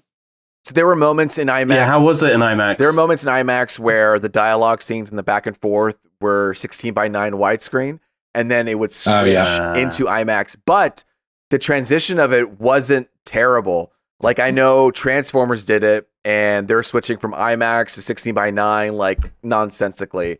And here, when it set it up perfectly. We're like, all right, let's go. And you know, they shifted into the right gear. Plane goes off, boom, IMAX, and you're in your seat, and you're like, all right, man, here we go, dude. Another action-filled sequence, and you just kind of get excited for it, you know. So it was really, it was enjoyable in that sense, seeing it in the IMAX. You know, the spectacle is a huge part of it. I had this point here. As simple as the plot, the spectacle helps drive it with. So it's a simple plot point with emotional ties and a big spectacle that it didn't need to do too much of this blockbustery thing that we're seeing now that Marvel does of like all these little extra jokes and little visual gags and like unnecessary explanations of stuff. Get the feeling, you understand the story. It has great spectacle that drives it. There's no need to busy it up with little quirky jokes so it doesn't feel like you're just getting attacked with these things. Like there are some quiet moments, absolutely, some beautiful shots, and it doesn't, I don't know, it gives the audience a little bit of an enjoyment just to like figure things out on their own or just to let things relish. I feel like a lot of blockbuster stuff doesn't let things relish. They're in a hurry. It hurries along, and it's just like, let me sit with this moment for a bit. Sure, there were some blockbustery and cheesy dialogue, but it didn't happen all the time, you know. And when it did happen, you were like, oh yeah, it's like it's fun. It vibed with like, okay, this is a sequel to Top Gun. You know what I mean? Yeah. So okay, you got some cheesy dialogue. Yeah, that's what we're here for. I'm kind of here for it. The whole thing oozed with cheese, but like from the opening credits, with class, you know that they're class, you know what I mean, in some weird way. Exactly. But with the opening credits, you know that they're owning that fact. Yeah. They know what Top Gun is. That's why they have scenes where like they're playing football on the beach, topless. And I got a good chuckle out of that. I was just like, yes. And not in like see some buff men naked. Not in write that down. And not buff men naked. Not in like a tongue-in-cheek way either, which would have been fine. Yeah. But like they were genuinely committing to it. They said, this is what we are, and this is our product or whatever that we're putting forward. And you showed up and you went, okay, I'm here for it. Let's see it. Dude, the tongue-in-cheek is that's such a great call out because that's what some blockbusters do now. They're like, why is it called that? I don't know. It's stupid, but we're doing it. Like they meta call it out, like the dumbness of it. And it's such that can work. Overused trope. Right. It can work. But I think it would have worked against them in this one. Yeah. You know what I mean? And it was, a core story part too, where in the last time it was just like them playing volleyball. It was like, they're working as a team. Just like cut scene. Yeah. Mm-hmm. They're all wearing denim in that one, which is just idiotic. But here it's like, we're bonding, you know what I mean? They're lifting Bob up and, Bob. Yeah, Bob. Sweet Bob. I thought also, I'm going to say this too. Oh. this needs to win editing of the year for the Oscars, because I thought that not only the pacing but the shot choices of it kept me all on the edge of my seat, the way that everything was kind of paced in these action sequences. I mean, the difficulty of trying to put them together, of airplanes, to figure out, like, I don't know, their just narratively, like their positions, where everyone is, where one plane goes to another direction. Carrying the emotion, making sure we're still telling the story, making sure it's not just like a clusterfuck of just like wild action. Like, it seemed clean, clear, and it musically worked well for me. You know, it had like a good visual music to it, where it got really fast and it slowed down, and some of the choices they picked of the clips. I don't know. I just, as an editor, I really liked it. So that's my hot take for this. I won't be a contrarian, but I definitely was thinking, like, and I mean, it's been happening a lot with Tom Cruise especially, but like, this is why they need to have an Oscar for stunts. Yes, 1000%. Some of the fact that so much of this was practically done, you know, and captured on film is kind of like a miracle in itself. And Tom Cruise, of course, willed that into happening. But like, I mean, with his Mission Impossible movies, that you know, by now he would have been an Oscar winner if they had that fucking category. But I mean, and I'm not just talking about Tom Cruise movies. I mean, there are so many movies that would merit that, but this would definitely make a strong case for that if they were ever to introduce it. At the next Oscars. Let me ask you guys this. I saw this is related, but it's kind of random. I was on YouTube the other day, and I don't remember what site put out the video or exactly what the title was, but for some reason they were comparing Christopher Nolan and Tom Cruise. IGN did that. And dude, okay, shout out IGN. I didn't mean to forget. But there was something about that I was like, dude, Christopher Nolan's passion about filmmaking and Tom Cruise's passion about filmmaking, they line up, and it's not a partnership that I would ever have thought of previously, but it is so there. It's like, and especially like Tom Cruise. I will say one of the things that I did take away from this movie was that Tom Cruise is definitely kind of showing his age a little bit, and I think that might have been also because they showed the Mission Impossible trailer right beforehand, and it's like, okay, there's only a handful more years we can really like get Tom Cruise doing this shit. You know what I mean? Yeah. And it's like Nolan, dude. Like, next action movie. Finish this Oppenheimer and then team up with Tom Cruise. Honestly, you know what I mean? Absolutely. That's what I want. That's going to be something that I feel like people aren't expecting or they don't realize they want. You know what I mean? Yeah. At least that's how I felt when I saw that. Both of them work so hard to capture things in camera. Like, yes, Tom Cruise wanted to do that stunt where he's climbing the thing in Gross Protocol. His insurance company said no, so he fired the insurance company and he like funded it like himself. Like these are the type of things that he does where he says like, no, I want it to be done this way. Like, one of the rules in this thing was that there's no green screen in Top Gun and no CGI, in the sense where, like, typically when you add CGI to things, like say the sky, and you want to see a plane fly by. So you get a camera, you film the sky, and you do a quick pan where you just go from one end to the other. And then in post, you add a fake, what's it called? Plane in there. Yeah. When you shoot it, we call that a plate. So it's nothing there. It's just an empty plate. And then you can add on top of it, like, any CGI elements, like a transformer or whatever. In this movie, there are no plates. Everything is done with real planes. If anything, like the F-14, those aren't flown anymore. Like, they're being decommissioned, and the only people that have them are Iran. So in this movie, when it's actually being flown, what they do, I think, is they take an F-18 and they reskin it, and they change a couple things with visual effects, but it's still a plane in the air. A plane flying through. Exactly. So all like the vibrations, the geometry and the physics that you can't account for, it's being shot like literally with some plane. And so again, going back to this, like having Tom Cruise and Christopher Nolan in a movie together seems like a match made in heaven.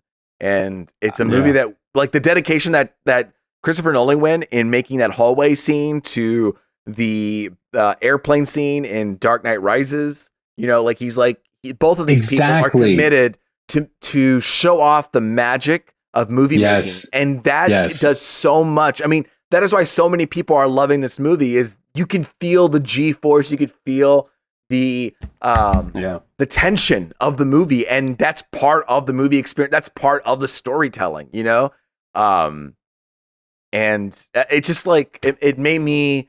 I know Tom Cruise has a history behind him, but man, when it comes to a movie maker, I'm excited. I'm like Team Tom in that sense. And he's always, I hear stories about him going on set and doing these pep talks and being like, if we're going to do this, we're going to do this right. You know, and amping. I mean, it's wild. It's wild that Tom Cruise not only put this movie together, but he also put together the boot camp, the training or whatever. Talk about the boot camp. Yeah. He was like, this is how we're going to do it. And you're like, Tom, you're not even like an Air Force or Navy pilot or whatever. Dude. And he was like, it doesn't matter. I fucking know what they need to do. You know what I mean? Well, he does, because he has a plane, and he did stunts for the last Mission Impossible and the movie American Made. In American Made, there's a scene where he has to fly a plane, leave the plane's like, what's it called?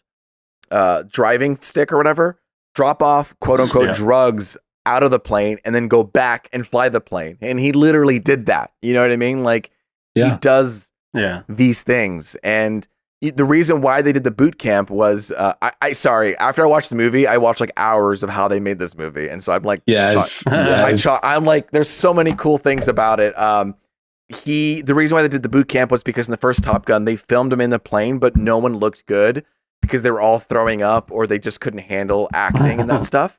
So in this one, he learned from the mistake, and he's like, no, I want them to feel the G-force, so we have to train them to be ready for it. So they did the boot camp. They got them ready, and when they went in the air, the actors had to press record. They had to put the makeup on. They had to almost tell the pilot who's actually flying the plane, hey, you need to go in this place so we can get the lighting this way. They would shoot 4 hours a day and get only a few minutes, you know, and the director wouldn't be able to say anything until the plane came back down and they reviewed the footage, and they're able to like say, oh, well, your eye line's not right here. The light's not good here. The background's not great. And worst case scenario, like, what did they say? I think they flew for, oh my God, 16 hours straight with 40 seconds of usable footage at one point, you know?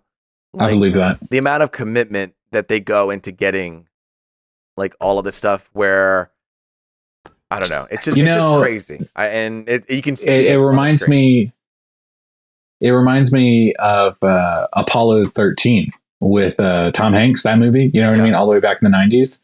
That's how they were filming those like weightless scenes. You know what I mean? They were in the plane, and then they were taking them all the way up and then dropping them so that they would float, and they would get those scenes in seconds at a time and then piece the movie together like that. That's the dedication. I mean, we've come a long way. You know, we have such like, there's such tight time frames on filming that sometimes the shit takes time, you know, if you want to show the spectacle. Yeah, man, I don't know. It's just, it's really cool what they did. They had to create a whole new camera system, called the Rialto, and Tom Cruise wanted to fly an F-18 by himself, but the Navy denied him.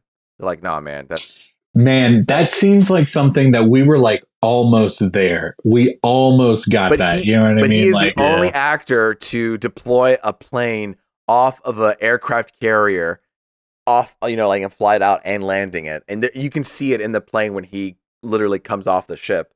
But he's the only actor who's done that. Yeah. And man, I don't know. I'll say this: if they're talking about throwing Tom Cruise in space in the next movie or whatever, I'm like, I believe it 100%. People are flying in space get already. Jeff Bezos or whatever. Exactly. Like, throw him up in the rocket. He'll do it. Send Chris with him. and I'll pay for that. You know what I mean? Like I will pay that ticket price multiple times over to see that movie. Dude, that's right. Him and I Nolan. want to see Tom Cruise in space.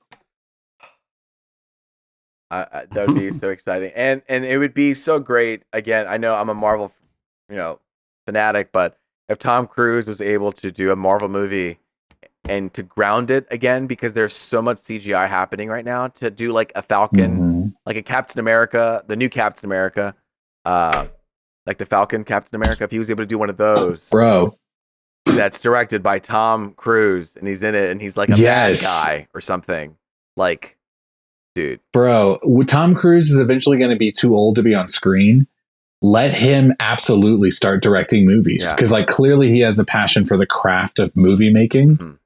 Get him up there, and no, I'm here for it. Did I tell you guys about my thought? People are always talking, this is what reminded me, people were always talking about Christopher Nolan doing a Bond movie. How great would it be if Tom Cruise was like the next Bond villain? Yeah. As like an American bad guy?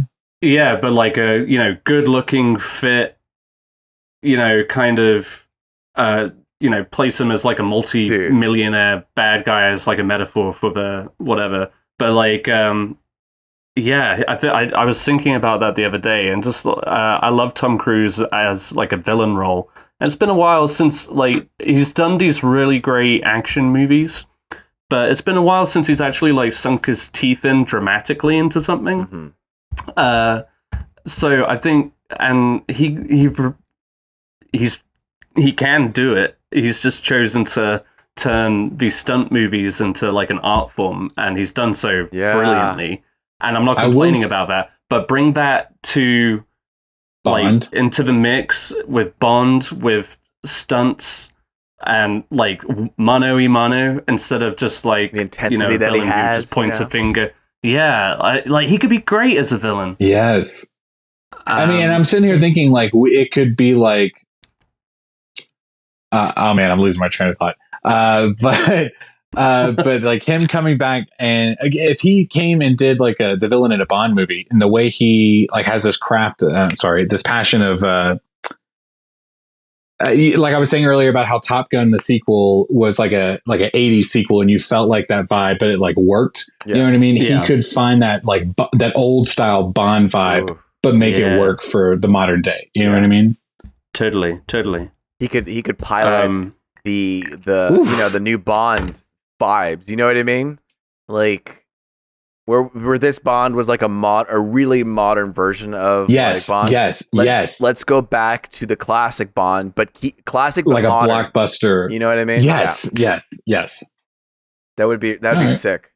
We're all right. So it's gonna happen. I'll call Tom and I'll say, hey, dude, you got to work on Bond. You got to work with Christopher Nolan. Oh, Christopher Nolan doing a Bond movie. Do a Bond movie with Tom Cruise. Yeah, there you go. That's how we solve that. And then I'll tell him, hey, on the side, can you do a Marvel movie for Falcon and the Winter Soldier or something? That would be dope, and that'd be sick. Yeah, man. It's a cool movie. I if I can, I would like to see it again. I don't think I can see it in theaters since there's so many movies coming out now. But it is such a.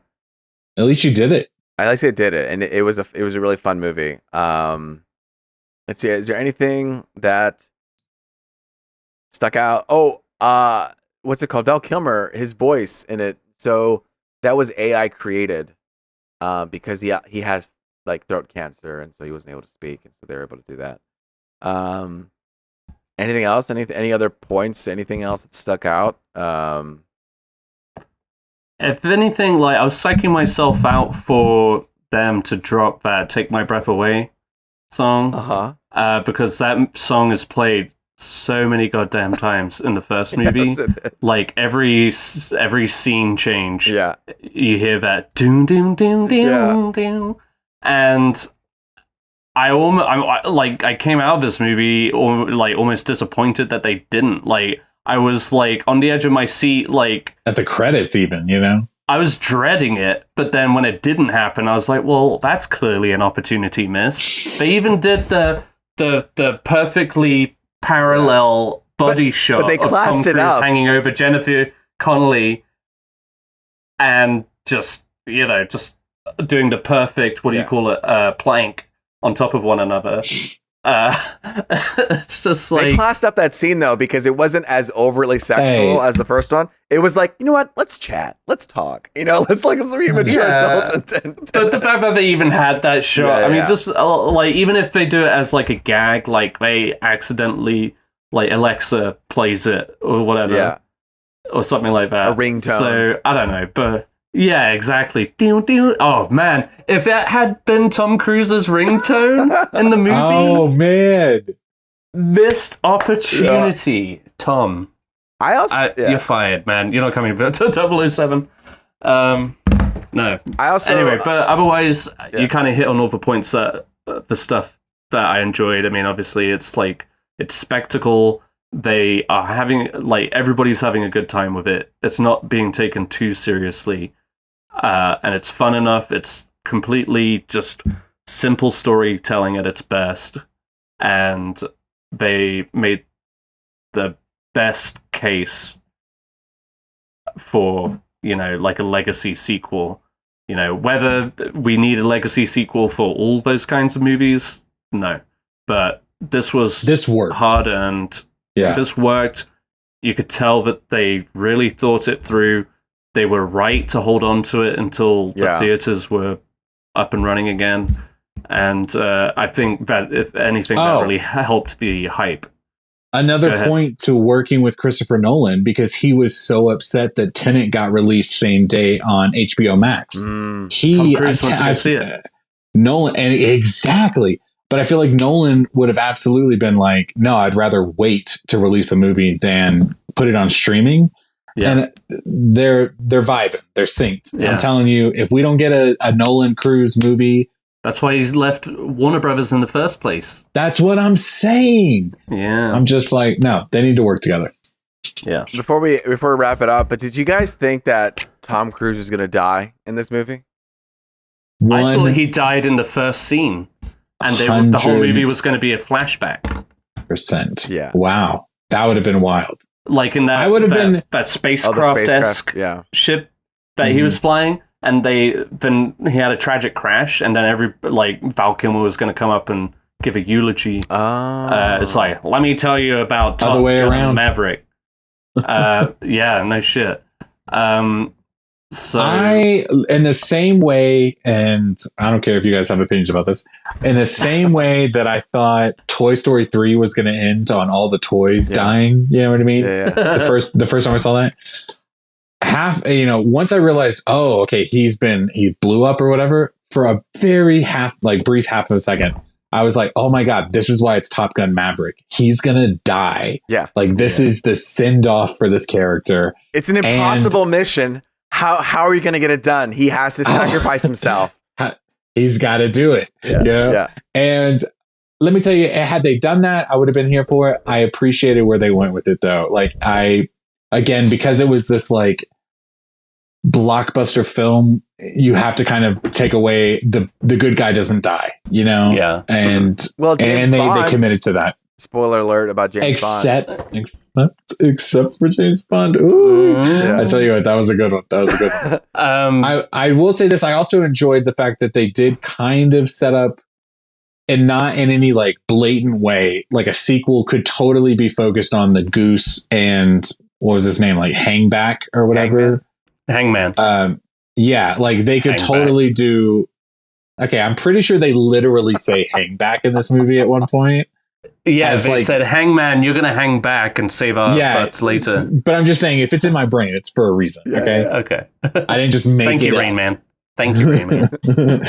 But I would totally see a sequel to this movie. You know what I mean? Sure. Although I imagine a sequel would probably be just more of the same, CGI, current, modern day. Yeah, this felt definitely like a one in a million kind of. This movie was either going to be terrible, or somehow they were going to make it just relevant and exciting, and that's what they did. Man, I had a thought before you mentioned the sequel because that's not where I thought you were going with it. But, My bad. Was it about? No. About him It clearly dying? wasn't important. About Tom Cruise's death? Yeah. Did you think he was gonna die? Well, like there was those moments, but then I think that one shot where he's trying to protect Rooster, like those the enemy fighters are chasing them, and Rooster's out of flares, so he pulls his plane back that comes over him, and drops the flares on top of him. That was like an incredible shot, like literally took my breath away, and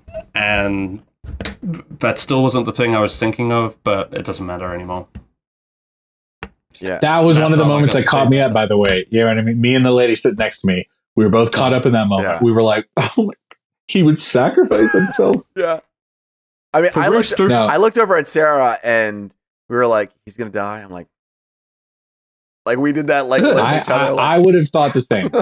Because it set it up as if he was going to have his Robert Downey Jr., like James Bond, send away, like I am Maverick, you know what I mean? I am Maverick. As he flies up. I mean, it looked pretty dire. And then we had this like fun extra scene where they had to like hijack an F-14, which I didn't even expect for that scene to even happen. So it's like, hang on, we're on the ground now? Yeah. This was definitely one of those moments where I was like, okay, this is going on a little bit long. Okay. Yeah. But by the end of it, I walked away from it going, okay, but it worked. It worked in that moment. Goose in the back, or his son. Exactly. And you wanted them teamed Rooster. up anyway. He did. You know what I mean? Really did, yeah. Rooster. So We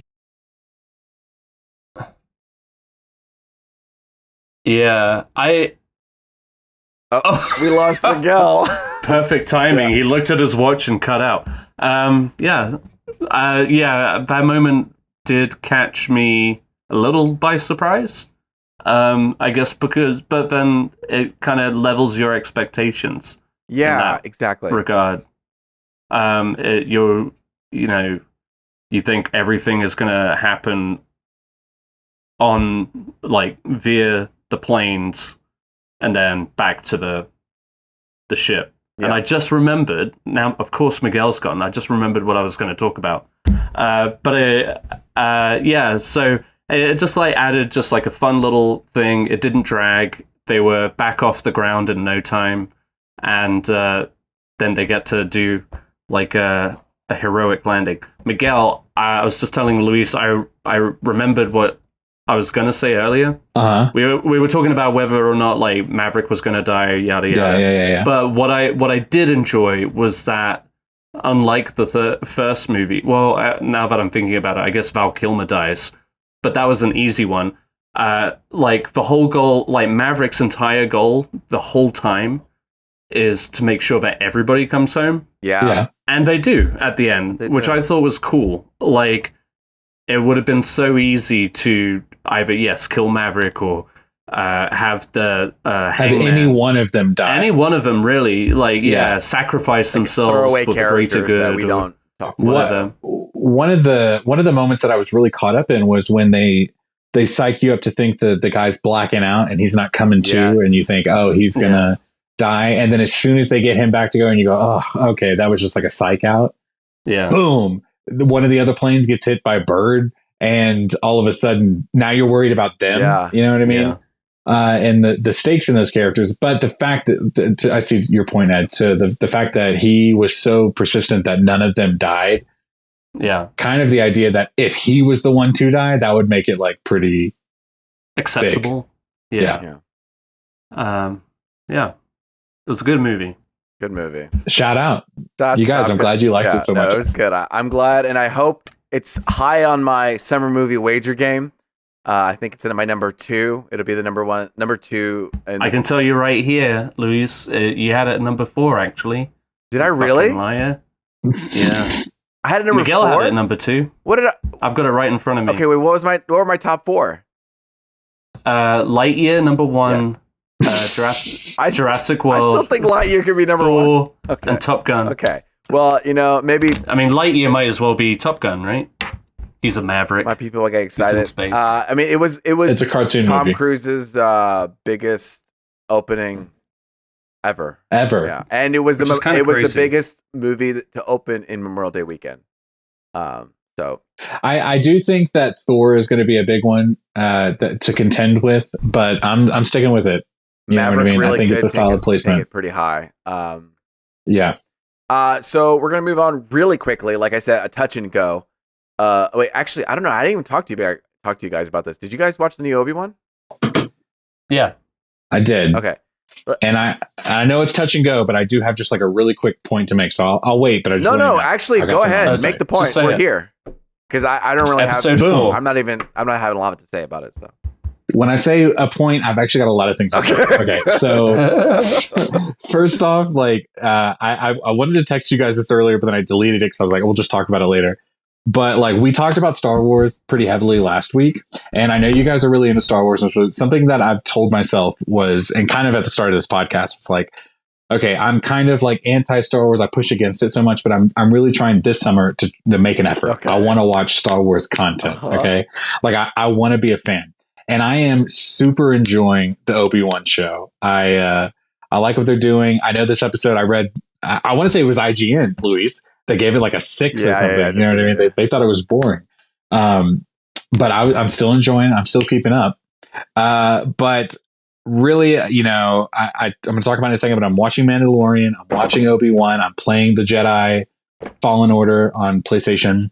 Yeah. And I just got to say, it's really getting me hyped for like Star Wars. Yeah. Like, okay, I'm digging the lore. I'm digging the atmosphere. It's not just, I think one of the things that I was really hung up on before was just like, I wasn't really connected to the Skywalker saga. You know what I mean? Like, and so the fact that you get these like different characters here and there, and you get to feel a little bit more about them, but also get to feel a little bit more about the world of Star Wars itself. I'm becoming a quick fan. I'm having a good time with it.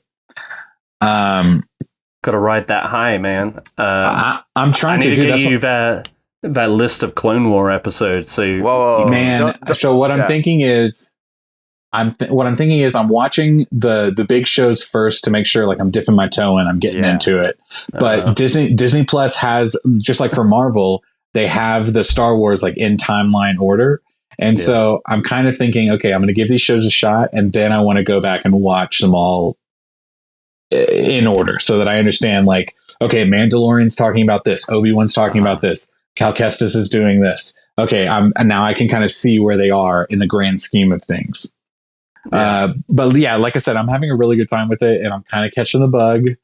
And it's probably simply because I just didn't want to miss out on what you guys were talking about, but now I'm having a good time with it. So yeah, peer pressure is the best thing ever. No, absolutely. More people should be bullied into things. Absolutely. I know that this episode, like, has, you know, its qualms and good things, but I'll tell you one thing I enjoyed seeing was Obi-Wan finally being a Jedi. Like him, dude, when he's got that lightsaber and he's fighting them, like you know, Ed, you've seen the Clone Wars, the way that he fights in that animated show.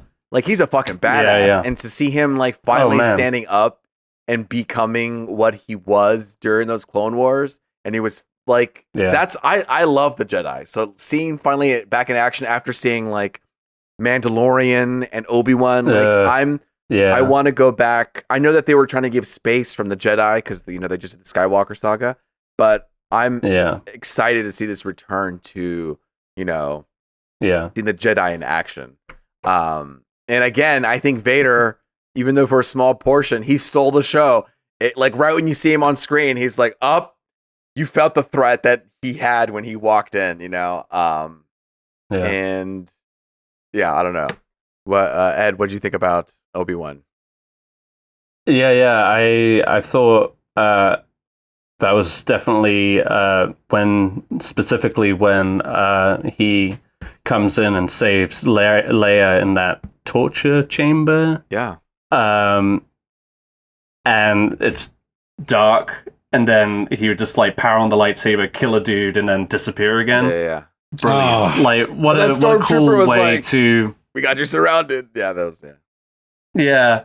No, that was you know, it's it's fun, like with the Clone Wars and the movies, and now with these shows, it is fun to see them explore just different visuals with the lightsabers. Absolutely. It's always been such an iconic look.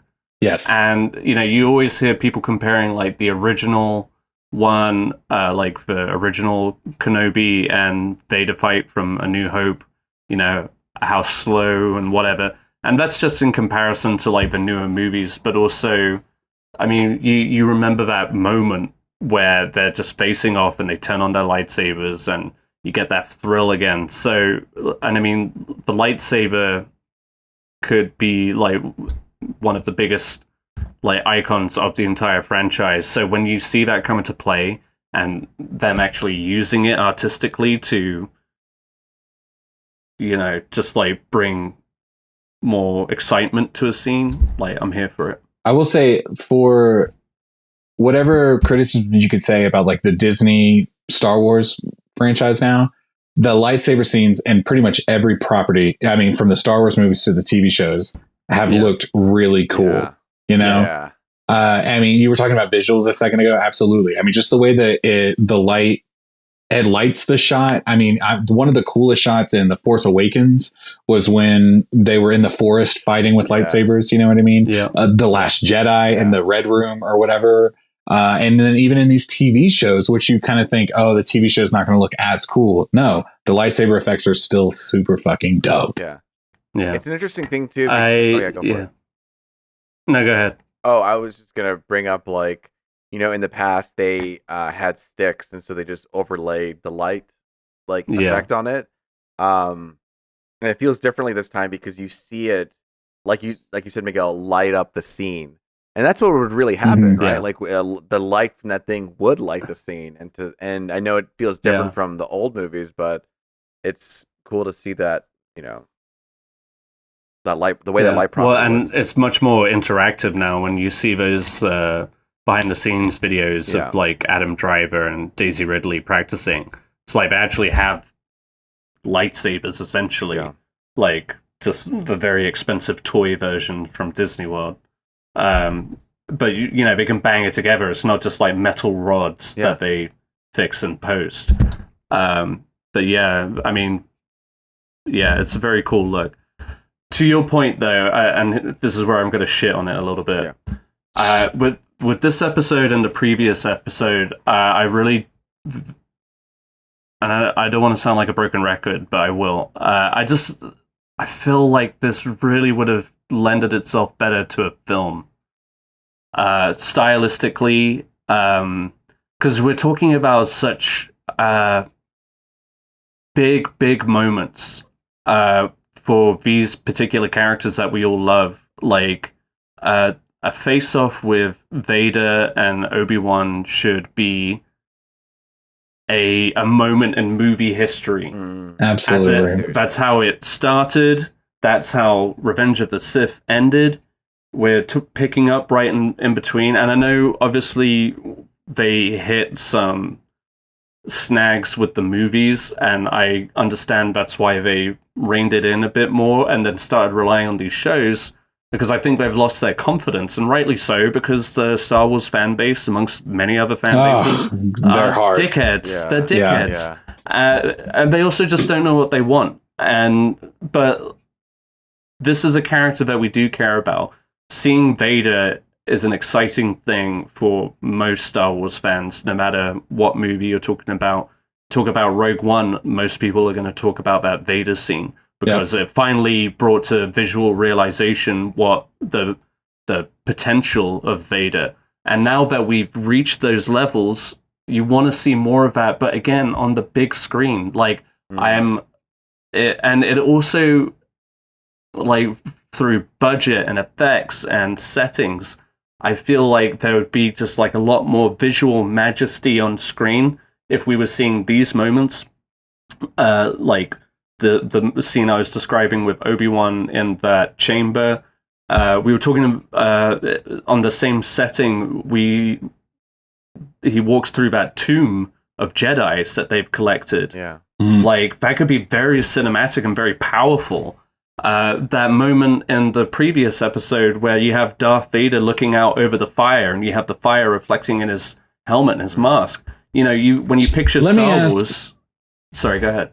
Let me ask this, because I don't mean to cut you off, but I see what the point you're making, and you're absolutely right, because you're looking for like a cinematic feel.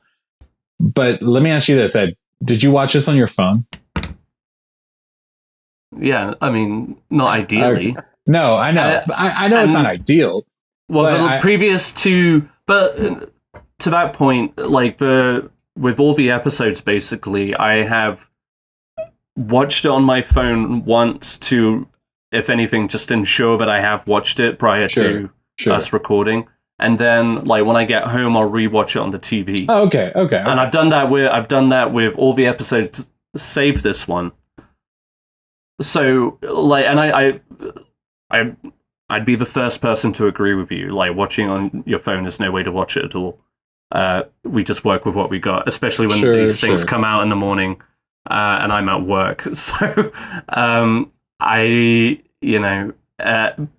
it's not ideal. I do fully intend on rewatching this one, but like my general feeling over the whole series is that the fact that it is on Disney Plus, the feel of it, the look of it has cheapened somewhat. I feel like had this been a movie, there would be more.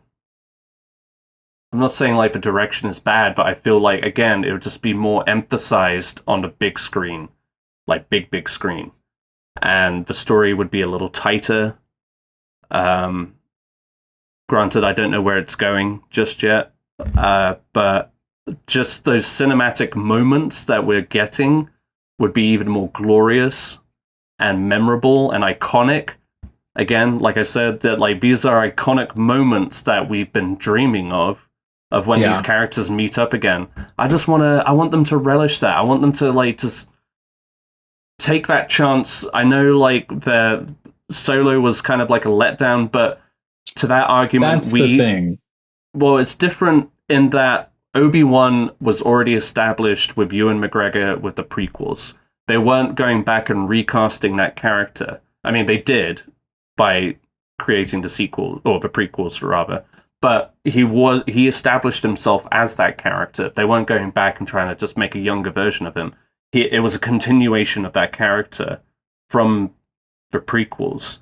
So you have the star, you have Hayden Christensen. Like, just go for it. Just fucking go for it. Like, people will come to see a Star Wars film. That's a given.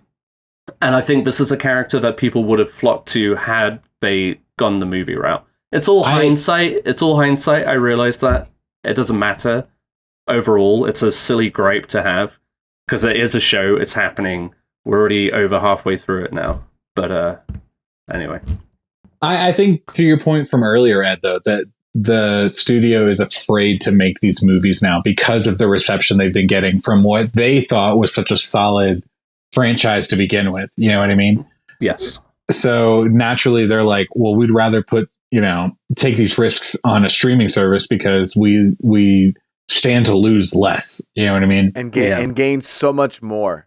You know what I mean? Like stand to lose less and gain so much more just because we have to have an iconic actor like Ewan McGregor appear in a Disney Plus streaming service that, it is a high caliber. But I get what you're saying about wanting to see these big moments happen on the screen and having that type of like detail and budget that TV shows don't have, that movies do have, and to kind of throw those resources into a story like this, as well as making things run a little tighter. I mean, it's crazy that this is the 4th episode and we have 2 episodes left. And I feel like now I started to get to see him. So we've only been watching it for like 2 weeks. You know what I mean?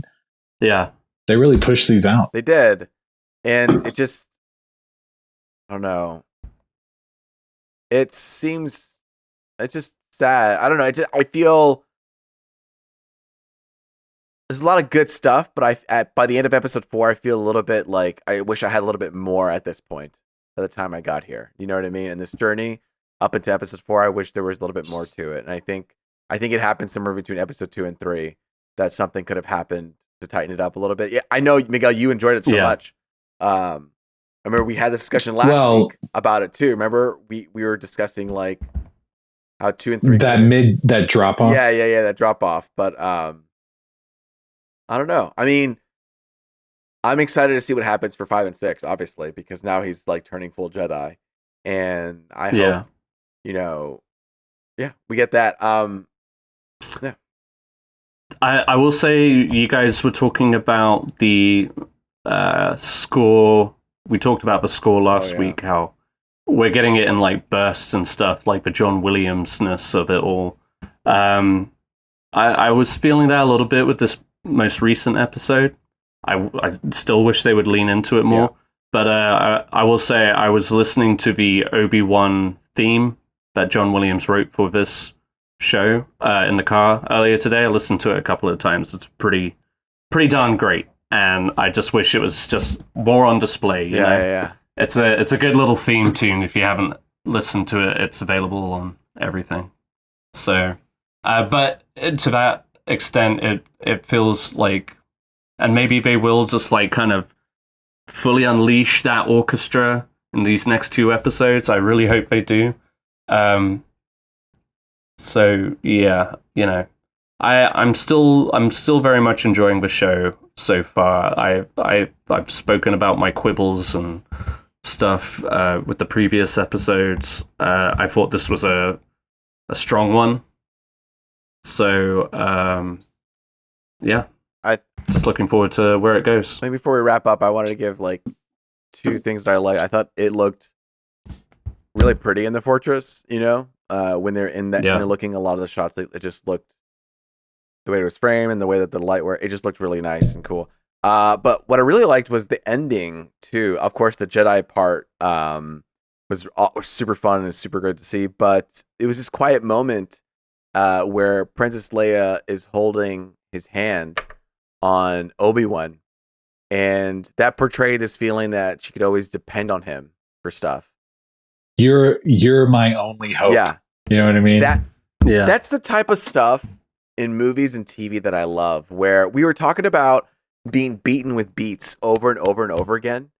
And having quiet moments like that is so awesome and important storytelling that we don't need to be having quips and constant dialogue and constant reminders of who these characters are by saying, you know, dialogue and all these things. Like having just a quiet moment, letting the visuals take over, is very powerful. And I think a lot of these shows, and the show that I'm going to talk about later, they could benefit from it. And that's just something that I really enjoyed, just that quiet moment of her holding his hand. And it just spoke volume, you know? Yeah, I don't know. Any other thoughts before we move on? Or I have thoughts, but they are connected to what I've been doing, so I'm gonna wait. Also, I didn't expect O'Shea Jackson to be in this show. You know, who's that? He's Ice Cube's son. Yeah, that's it. He was in Straight Outta Compton. Okay, good job, Ed. So we've discussed the news, we've talked about the show and Top Gun. Now we're moving on to the final countdown, the final section, what we are into. Ed, do you need to go to the bathroom? No. Okay. I just want to make sure. Okay, I'm actually just drinking water tonight, so I'm good. Pussy. I just didn't want him to run away on Miguel as he talks about what he's been into. Miguel, what have you been into this week? Okay, so I do need to take a quick shit. So.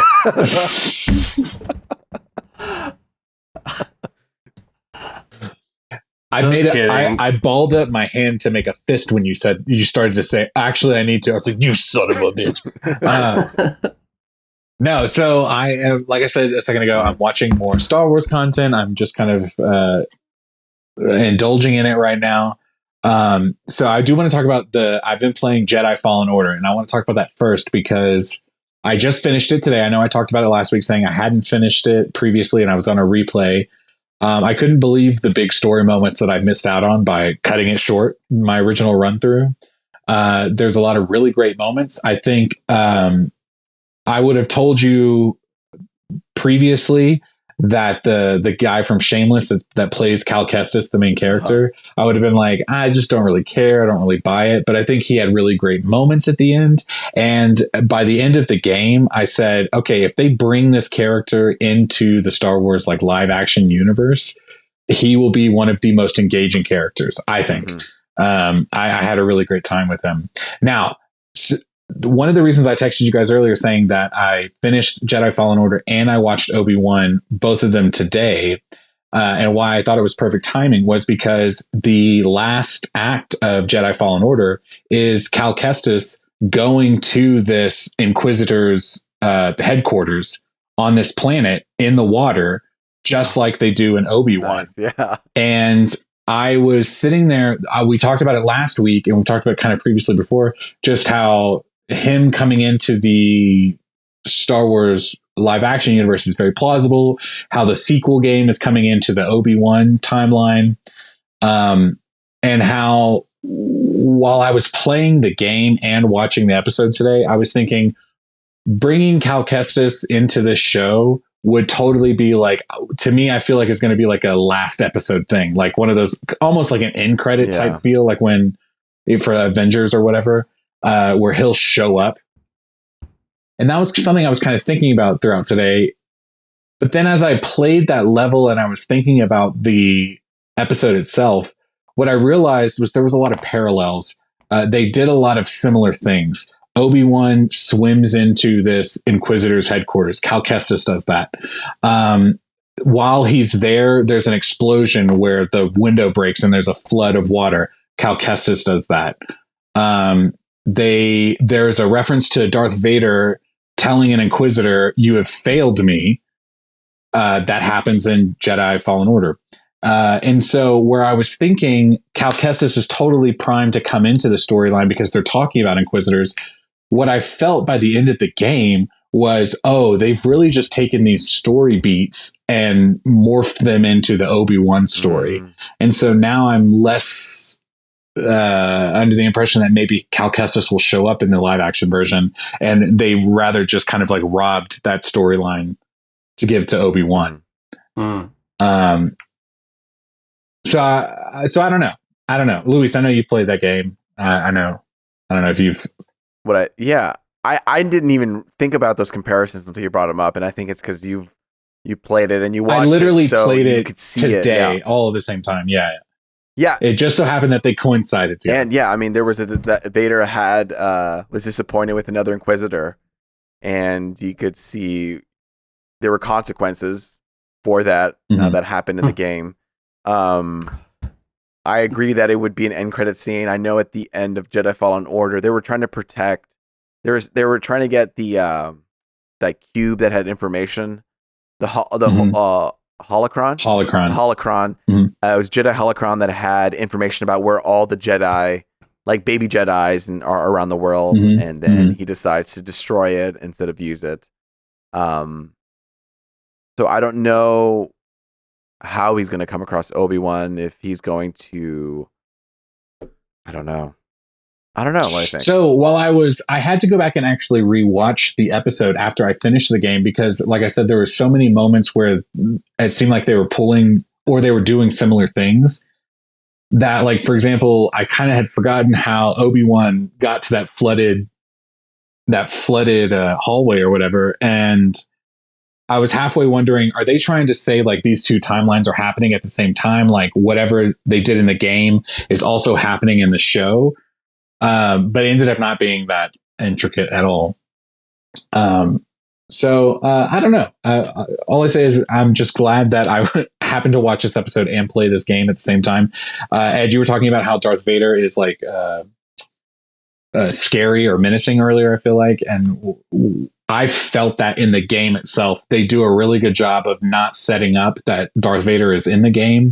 And when he shows up, is at a moment that you've like upgraded your character as far as he can go, and all of a sudden he feels like a strong Jedi. And he can actually, to me, I was struggling with bad guys throughout most of the game, and then all of a sudden I feel strong enough to fight them, and then boom, Darth Vader shows up out of nowhere and just absolutely wipes the floor with you. But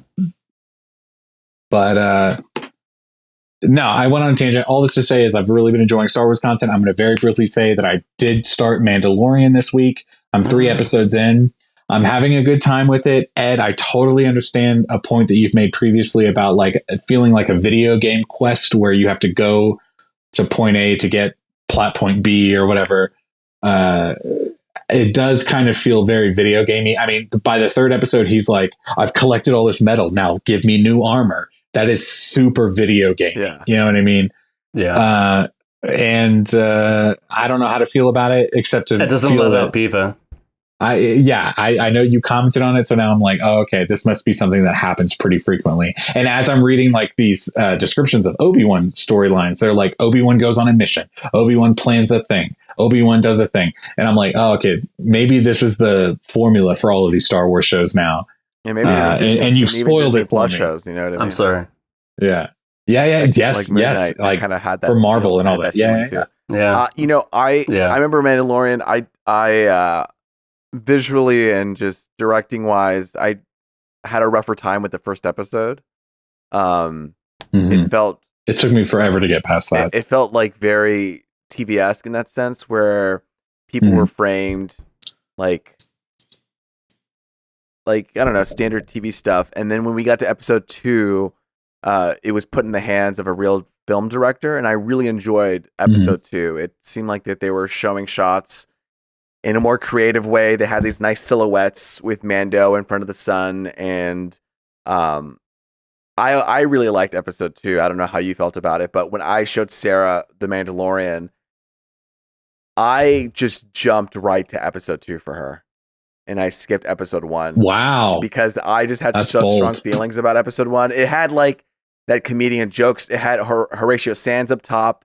It had all these like bits and jokes and things, and I just didn't like it as much. And to start off on episode 2 felt very like, what's going on? What's the information? Sure, we get to miss that reveal at the end when Mando meets Grogu. But starting off at episode 2 was just like this very like, I don't know, it was a cool tonal thing that I enjoyed. I enjoyed episode 2 tonally. But that's all. That's the only thing. Well, and you know, that's all I have to say too. I will say this again, just to wrap up my point, is I'm very excited about Star Wars right now.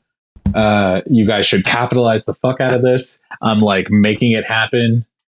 I'm about to buy Star Wars Lego. I mean, and it's cool. It's cool seeing them showcase Order 66 in Jedi Fallen Order as well. Like that is such a huge part of the character. Yeah, that's a great point. So the fact that Obi-Wan did it in the first episode, I want to say, or maybe it was the second one of the season, I can't remember. But yes, like that moment where they show Order 66 live action, but in the game you get it at like 2 or 3 different points throughout the story. So by the time, you know what I mean, you get a fuller sense of it by the end, and you feel like, oh man, this isn't just something that happened. It's like they call it the Great Purge at one point, and you're like, wow, that really is how it feels. Is like all these people are gone now, and I thought the game did a great job with telling that story. Sorry, go ahead. I will say, I think you guys all mentioned Order 66 last time, and Luis, you'll know what I'm talking about. In the final episodes of Clone Wars, they build up to that moment of Order 66, and you get it from it's mostly from Ahsoka's perspective when it actually happens, but there's a build up with Darth Maul regarding Order 66. Like he knows it's coming, and there's a moment, and it's like one of the best episodes is when Darth Maul and Ahsoka face off, but it's there's so much like dramatic build up because you know it's coming up. Like Order 66 is coming up. Darth Maul knows it's coming. Ahsoka is completely oblivious, and those last couple of episodes, I think it's the final one, right, Luis, where Order 66 is actually initiated, and Ahsoka's on a battleship full of clone troopers. It's fucking brilliant. And you have, and before that scene starts, I don't think this is spoiling anything. It's just like they clearly have created a bond. Oh, so good. they clearly created a bond between them and the clones. Do you know what I mean? And to see the turn happen is like, and to see the turn happen between Ahsoka and Anakin, like in that show, Ahsoka really is like more of a, I don't know, of a daughter than Luke is to him, and so it's just interesting. Yeah.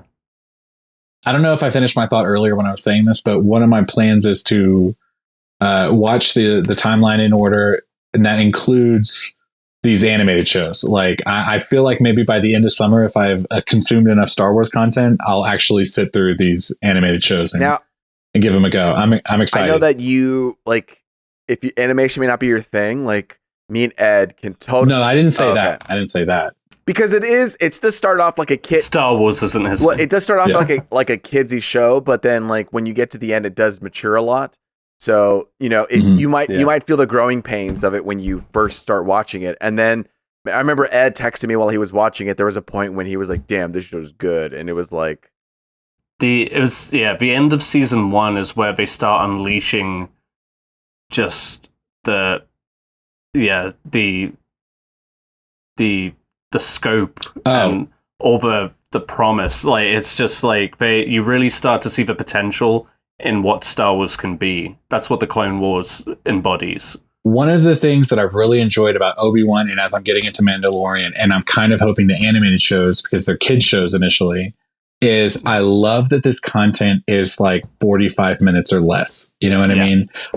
All of a sudden I'm at the end of an episode, and that just for me is great, because I'm like probably undiagnosed ADHD, and I'm just like, dude, I need a quick, concise story, and I want to be like hooked to watch the next one. I don't want to feel like I'm dragging every episode out, because then I'll never finish. These are 21 minutes. Sure. So yeah, bro, that's what I'm saying. I'm about to. You watch it with your kid. They like. They could see it. I'll do it. Yeah. I'll do it. And as it goes on, they start having like 2 to 3 episode story arcs that each mostly end on good cliffhangers, to where you just like, just watch the end of this story. That's what I love about 21-minute on this journey. episodes, because if you watch 3 of them, that's an hour. You just watch 3 episodes, and that's an hour of content. When sometimes you watch one show, it's one episode in 1 hour, and you're like, damn. But here you go. Yeah, I don't have time. Yes. Yeah. Okay. Cool. All right. Well, that's me. That's what I've been watching. Thank you. Miguel's dipping into the Star Wars. You're welcome. Eddie Ball. Oh no, you're welcome. All right, so I had a random selection, and I see that yours and mine kind of sync up at somewhere. Luis. Yeah, no, it was really cool. I'll save that. You should talk about it. I'll save that to the end. Okay, at the end of yours. Okay, cool. Oh, at the end of yours, and then we can. Yeah. How about that? Like All right, so watched a couple of classics that I hadn't seen. The Philadelphia Story with Katharine Hepburn, James Stewart, Clark Gable. Why are you laughing, Miguel? Yeah, not the one with Tom Hanks and Denzel Washington. Okay. That's what Miguel thought. Oh, I'm learning something new. Okay, great. Yeah, Katharine Hepburn talking about AIDS. I thought when you wrote the Philadelphia Story in our notes, I thought you were just like embellishing her a little bit. I was just like, oh, he really got into it. I watched the Philadelphia Story. It's a story about a man. It was one of those classics. Came out in 1940. It really kind of turned Katharine Hepburn's career around, because before this movie she was considered, and I quote, box office poison. Oh shit. And you think Katharine Hepburn, she's like a beloved icon of film. So yeah, this was definitely one of her earlier films. I haven't, to my shame, I haven't seen a great many Katharine Hepburn movies. This one's been on my list for a while, so I finally watched it. It's on HBO Max, if anybody wanted to follow up on that. James Stewart won an Oscar for this. And James Stewart. and he's great. Yeah. This is like a really great role for him, a lot of fun. And then the other one was Get Carter, and I'm talking about the original British mob film starring Michael Caine. Not the Sylvester Stallone remake, no. And yeah, this was a good little crime movie too. Basically, Michael Caine's a gangster who goes back to his old town after the death of his brother and starts basically causing havoc everywhere to get answers, you know. But it's like Michael Caine at his young, spunky self. It's just fun to see him in those kind of roles. So that, again, was another one I had on my list. Also on HBO Max, if you care to follow up on that. Let's see. Next one I watched, Sarah and I sat down and watched Fire Island. We were talking about Hulu movies. This came out last Friday. And basically, I don't know if you guys have seen the trailers or anything. And I forgot about this fact going into the movie. But then once I made the connection, I enjoyed it a whole lot more. It's basically a gay man's version of Pride and Prejudice. And it draws a lot of parallels to that story. And I'm such an idiot. Like they even like showed the book at the beginning. Like it was just like in a stack of books, but it's on the top. But yeah, and once I figured, at first I was just like, this story like seems familiar. It's weird. I don't know if I'm liking it because it just feels hokey. But then when I made that connection that it was like literally just like an interpretation of Pride and Prejudice. Right. I don't know how you guys are familiar with that, but I love Pride and Prejudice. And this was just kind of like a fun, easy Friday night watch. It's got Bowen Yang from SNL. He plays. So, I mean, basically, like, I'm not familiar with a whole deal of the cast, but Joel Kim Booster is basically Elizabeth Bennet. Bowen Yang is his sister Jane. And Conrad Ricamora is Mr. Darcy. And they just parallel these characters to a T, that it just made it so much more enjoyable making those connections. And it like hits all the same notes, but it's very modern, very crude humor, like, and it takes place on this island. I'm not sure where, I want to say like the Florida Keys. Just basically like inclusive gay island, just like gay, like really sexy gay dudes everywhere, just like ripped to a T. Like everybody's got abs, like everybody's beautiful. It's on the South Shore of Long Island. Sorry, I just wanted to. So I was way off. But that's how much research I did. But yeah, you know, it wasn't a bad movie. It was just like a fun little thing to dip your toes into on a Friday night for some chuckles. It seems like it knows what it's doing in the fact that it's kind of doing a Pride and Prejudice retelling, right? Like it knows. Yeah, and it absolutely. plays on that is what and because of that, also like a lot of the dialogue seems very poetic or forced. No, not poetic at all, is how I would not describe this movie. The dialogue can be a little clunky at times, to be honest. A lot of but there are equally just like some fun quips between the characters where it doesn't feel so forced, but it's when they start like getting serious, does it feel that it loses its way a little bit. They do a really good job with the chemistry and quippiness, but when it gets to the emotional, I buy the chemistry. Like all of these characters really played well with each other, but there are just like moments throughout the movie where you're clearly just like reading dialogue. You're not making me believe that anybody in their right mind would just talk like this, like a normal human being. But overall, it was fun. If you know Pride and Prejudice and you know the characters, I feel like this would be more fun.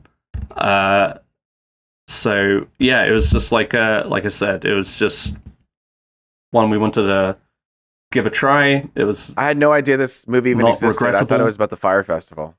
Oh, And it was a totally different plot as you kept going. I was like, I don't... different what kind is- of what fire, is but the, different kind of fire. This was a movie that I was going to put in my top 10 movies of the summer Then you until saw I it went to realized Hulu. it went to Hulu. And then I was Yeah. like, oh, never mind. And this is like the second or the first of 2 gay rom-coms Yeah. coming out this summer. Billy Eichner. Yeah, which comes out after our box office thing, because I feel like that one's going to be a big hit. Anyway, so after that, I just wrapped up Under the Banner of Heaven, which I talked about a couple of weeks ago. They released the final episode on Hulu last Thursday. Luis, are you all caught I am up all now? caught up. This was one of the shows that me and Sarah watched together. Yeah. Finished it. So we can talk Nice. about it together. Sweet. It was I felt I was pretty immersed in the story. I was enjoying it. It's true crime dramatization, but along with historical dramatization of the founding of Mormonism and stuff like that, and the very rocky road that it took to where it is now, and I'm a sucker for these crisis of faith Yeah. stories, and Andrew Garfield seems to be in the same boat. I thought that the 7th episode ended rather abruptly, And it was the last, it and was the as I longest understand one, it, too. it's the last one. It's like super long. And I felt like there was like a little, and obviously being a true crime, I'd done a little looking into it, trying to avoid spoilers at first, but then, this shit happens, so you know the outcome in a sense.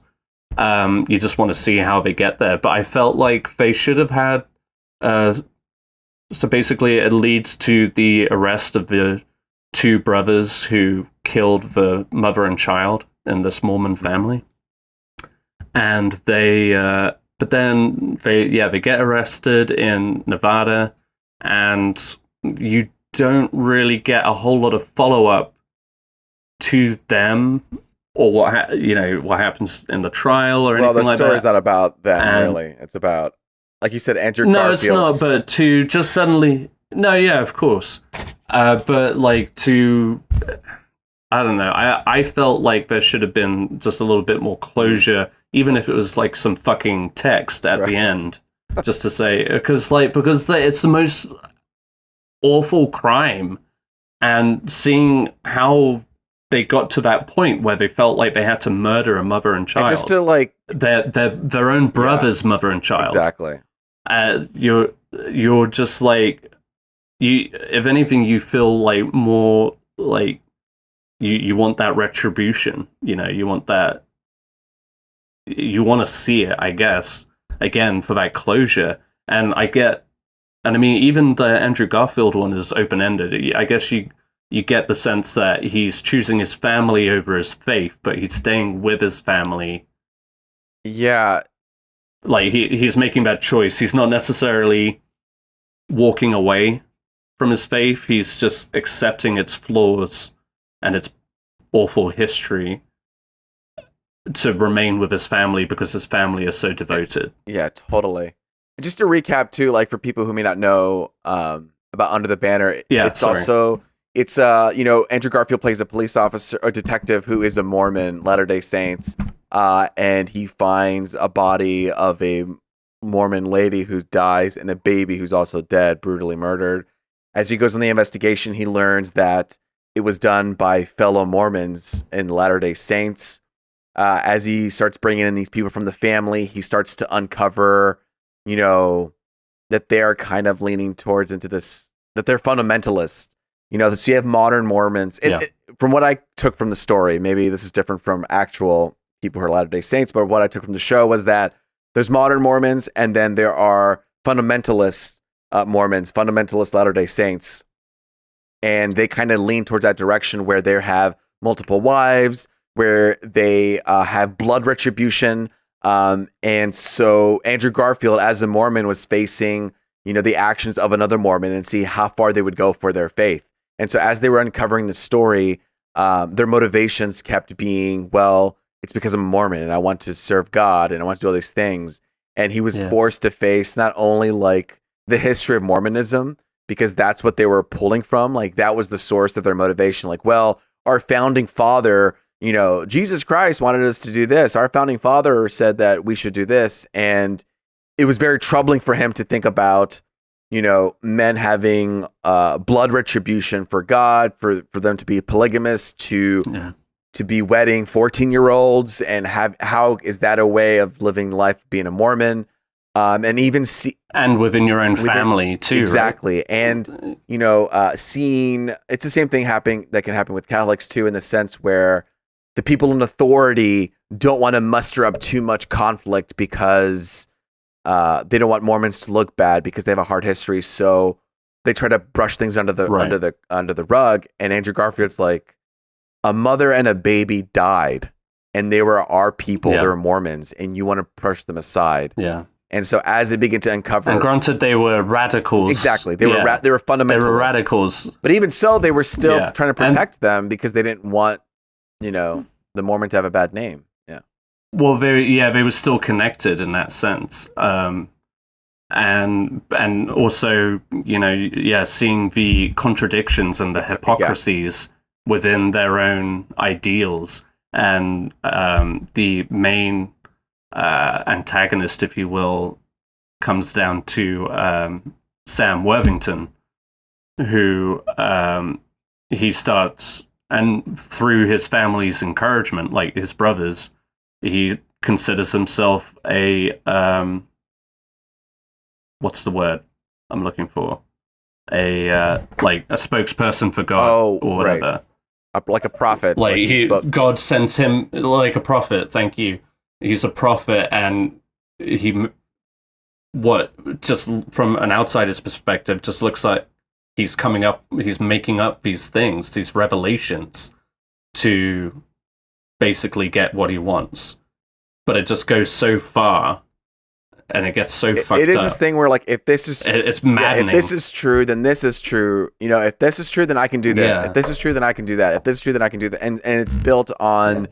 And if you feel bad about that, then you're wrong, because God told me that it needs to be this way, and God told me it needs to be this way. And so Andrew Garfield has to face with this as he's like, there was a murder of a child and a woman, and then I'm also dealing with what people think God should do. And so it is this question of like, his upbringing. And Sarah brought up too, like, that this was a feeling for her, like, oh, I wish True Detective season 2 was this story, you know? And so it kind of has this feeling and vibe of like True Detective-ness. It definitely does. Yeah. And it's really interesting too. Like, I'm not going to hide the fact that, I grew up Catholic, and I was, somebody who was deeply involved in, being a Catholic. And obviously I'm different. I'm not living that lifestyle anymore. And so it was interesting to watch this show and to see how he deals with it. And you're right. He doesn't hold on to the Mormon faith as much anymore, but he wants to be with his family. And I like how, and his family puts him in that position, I guess. It's also, really. There was this quote in here that I wrote down that it may not hold power for you, but it still feels good. And that was an interesting point. It was a very gray point, because there was an Indian character who, they lived there, and he liked to do this chant that would help, like, save them from all trouble. And Andrew Garfield was like, did it help? And like, no, not at all. We got massacred. And I still sing it sometimes. It doesn't have any power, but it just feels good to know to do it, and sometimes it's just that humanness of like, it just feels good because that was my culture, and it's that comfort, and it was my culture, my past. Yeah.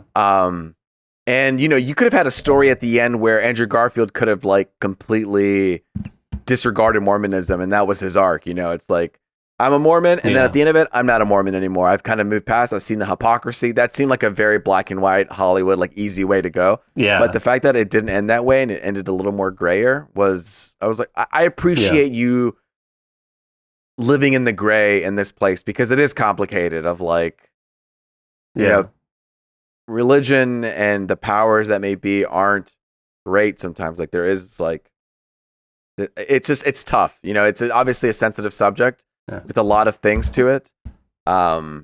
It can be powers are abused, detrimental to common thinking or just common sense. But then again, it is a sincere comfort and guide for a lot of people, which I think this show does a good job at showing. Like Andrew Garfield's character, and I guess this is like within Mormonism, but also, I mean, Christianity, Catholicism, Islam is just like these people are grounded firmly within their faith, and they're confident with that. Like everything that Andrew Garfield does, even as a detective, which has to be like a tough break for somebody as religious as he is in this role.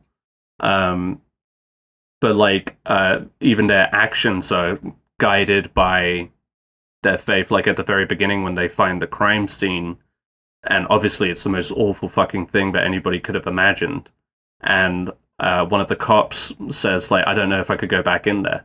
It's like, but Andrew Garfield firmly is just like, we're doing it for them now. Go back in there and do what you have to do for them. And in that first scene, like, I remember when he found the bodies, he was like, the devil did this, or the devil is present, or the devil is this. And it's just like, to see who the people who were doing it and their motivation did come from, like, well, when they said it was from like, LDS.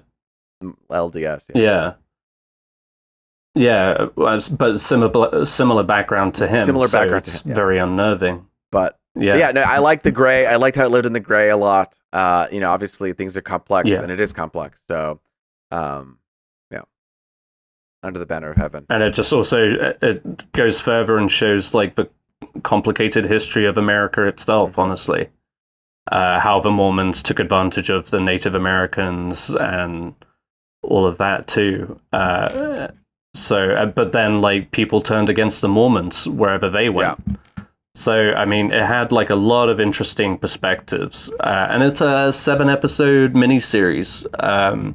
And it had me pretty gripped throughout. So, for those of you into history, religion, and true crime. I mean, this, like you said, I thought the whole time, I was just like, this would have been a great True Detective. That kind of premise. So, it's good. Well, as we break into our longest episode ever, I will try to hit through these points as quickly as I can. But all good. Listen, so okay, cool. I want to hit off with a show that I saw. It's called The Baby. Okay, it's on HBO. I think it's HBO original series. It's about, God, I'm trying to do this fast, but basically, this baby is like anything surrounding it starts dying. It's like think about Final Fantasy, right? Final Fantasy, that's the Final Destination. Final Destination, yes. Think about Final Destination with a baby. And so they have this baby where anytime anything is nearby it, you can kind of get these evil vibes of a baby that's kind of killing these people off. You know what I mean? But how is it happening? I don't want to spoil too much, but it's shot really well. A lot of cool lighting, cool music.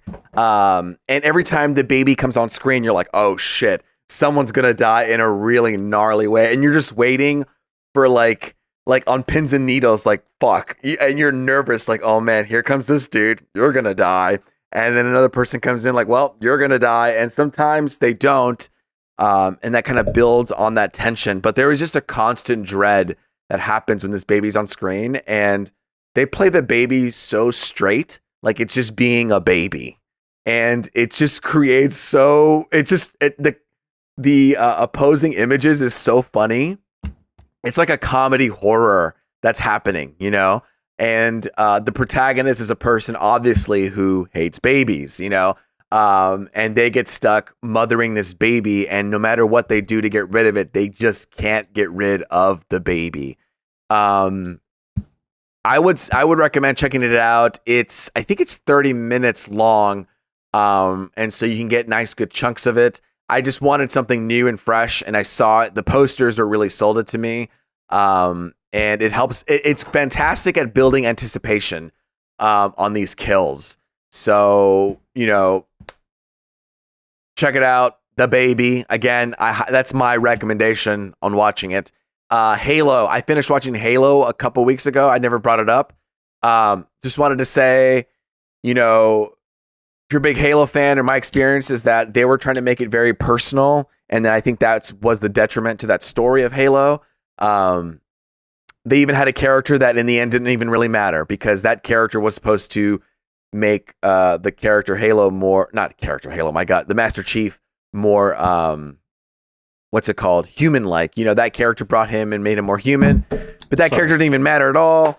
And, it made it so personal that it lost the thing that we loved about Halo, was this grand and epicness of this kind of like space, war feeling. I don't think it was until the end when we got to feel like, oh, this is the game in the show, but it was a little bit too late. So, you can watch it, you cannot watch it. It's hit or miss. If you feel like, I'll give it a try, then it'll get you there. It just doesn't deliver maybe what you want from a Halo TV show. I also watched, Batman the White Knight is a comic I read, and in this comic, it's very short, but it's cool. It's a slight different take where Joker actually becomes sane. He takes these pills and he becomes almost like a hero, and Batman is the villain. Because, let's see, when Joker becomes cured and attempts to save Gotham, he says, Batman, you have such an ego, and that you're the only one. You want to save Gotham your way, and you're destroying towns, you're destroying these things. And Joker, who becomes Jack Napier, he's like, the real villains are the 1%ers of Gotham. Why is it that the villains are always being released out? It's because they release us to create fear in Gotham. And Batman comes in, creates all this chaos and destruction, and the 1%ers profit off of that destruction and fear. And so we're not the ones who are the villains. They are the villains. And Batman's kind of like been doing this for years. And so he's very like my way or the highway situation. He's going about things really wrong.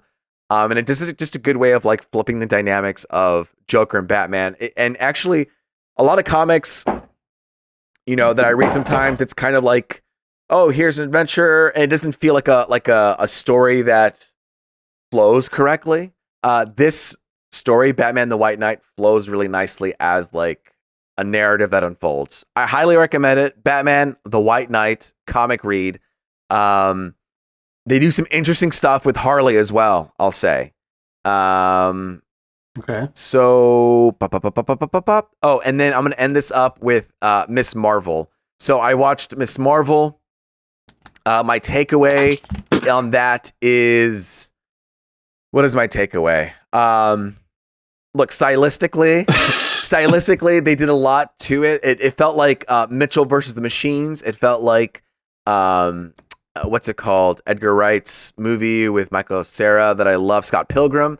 It had those had those like kind of quirky multimedia elements where they added like fun text or animations to showcase people's thoughts, and they do it in fun, interesting, quirky ways. And that's kind of like this character who is like a daydreamer and is always imagining things, and to showcase that, they film it in such colorful and bright ways that are poppy and comic-y. But at the end of it, I think I just wanted a bit more from the script. I think if you've seen the trailer, you kind of know where it's going. And again, at this moment, we talked about it earlier, just having some of these quiet moments. I would have liked to have some of these quiet moments in this show. I did read the comic. I think some of the things it captures really well is the family lifestyle. What it does really good is showcasing cultures. And I always like movies and TVs that showcase cultures and differently, because I obviously don't live. I'm not a Muslim. I'm sorry. We were talking about Mormons for so long. Not a Mormon, a Muslim. I'm obviously not a Muslim, but it's interesting to see what their struggles are, what their priorities are as Muslims, and that creates interesting conflicts that I don't usually see. And it's fun to see those pinned up and say, oh, how will this person take this thing that is a priority for Muslims that is creating a conflict for them. But the dialogue and some of the narrative points, like the overall story, is straightforward. And so you can, I kind of like zoned out a little bit where I kind of knew what was going on, even though there was this great like style that was happening, you know, and I want to like say, you know, that was cool. But I'm hoping that as it develops, we get to see a little bit more of what makes Kamala a fun character. And let's see, is there anything else I want to say about this?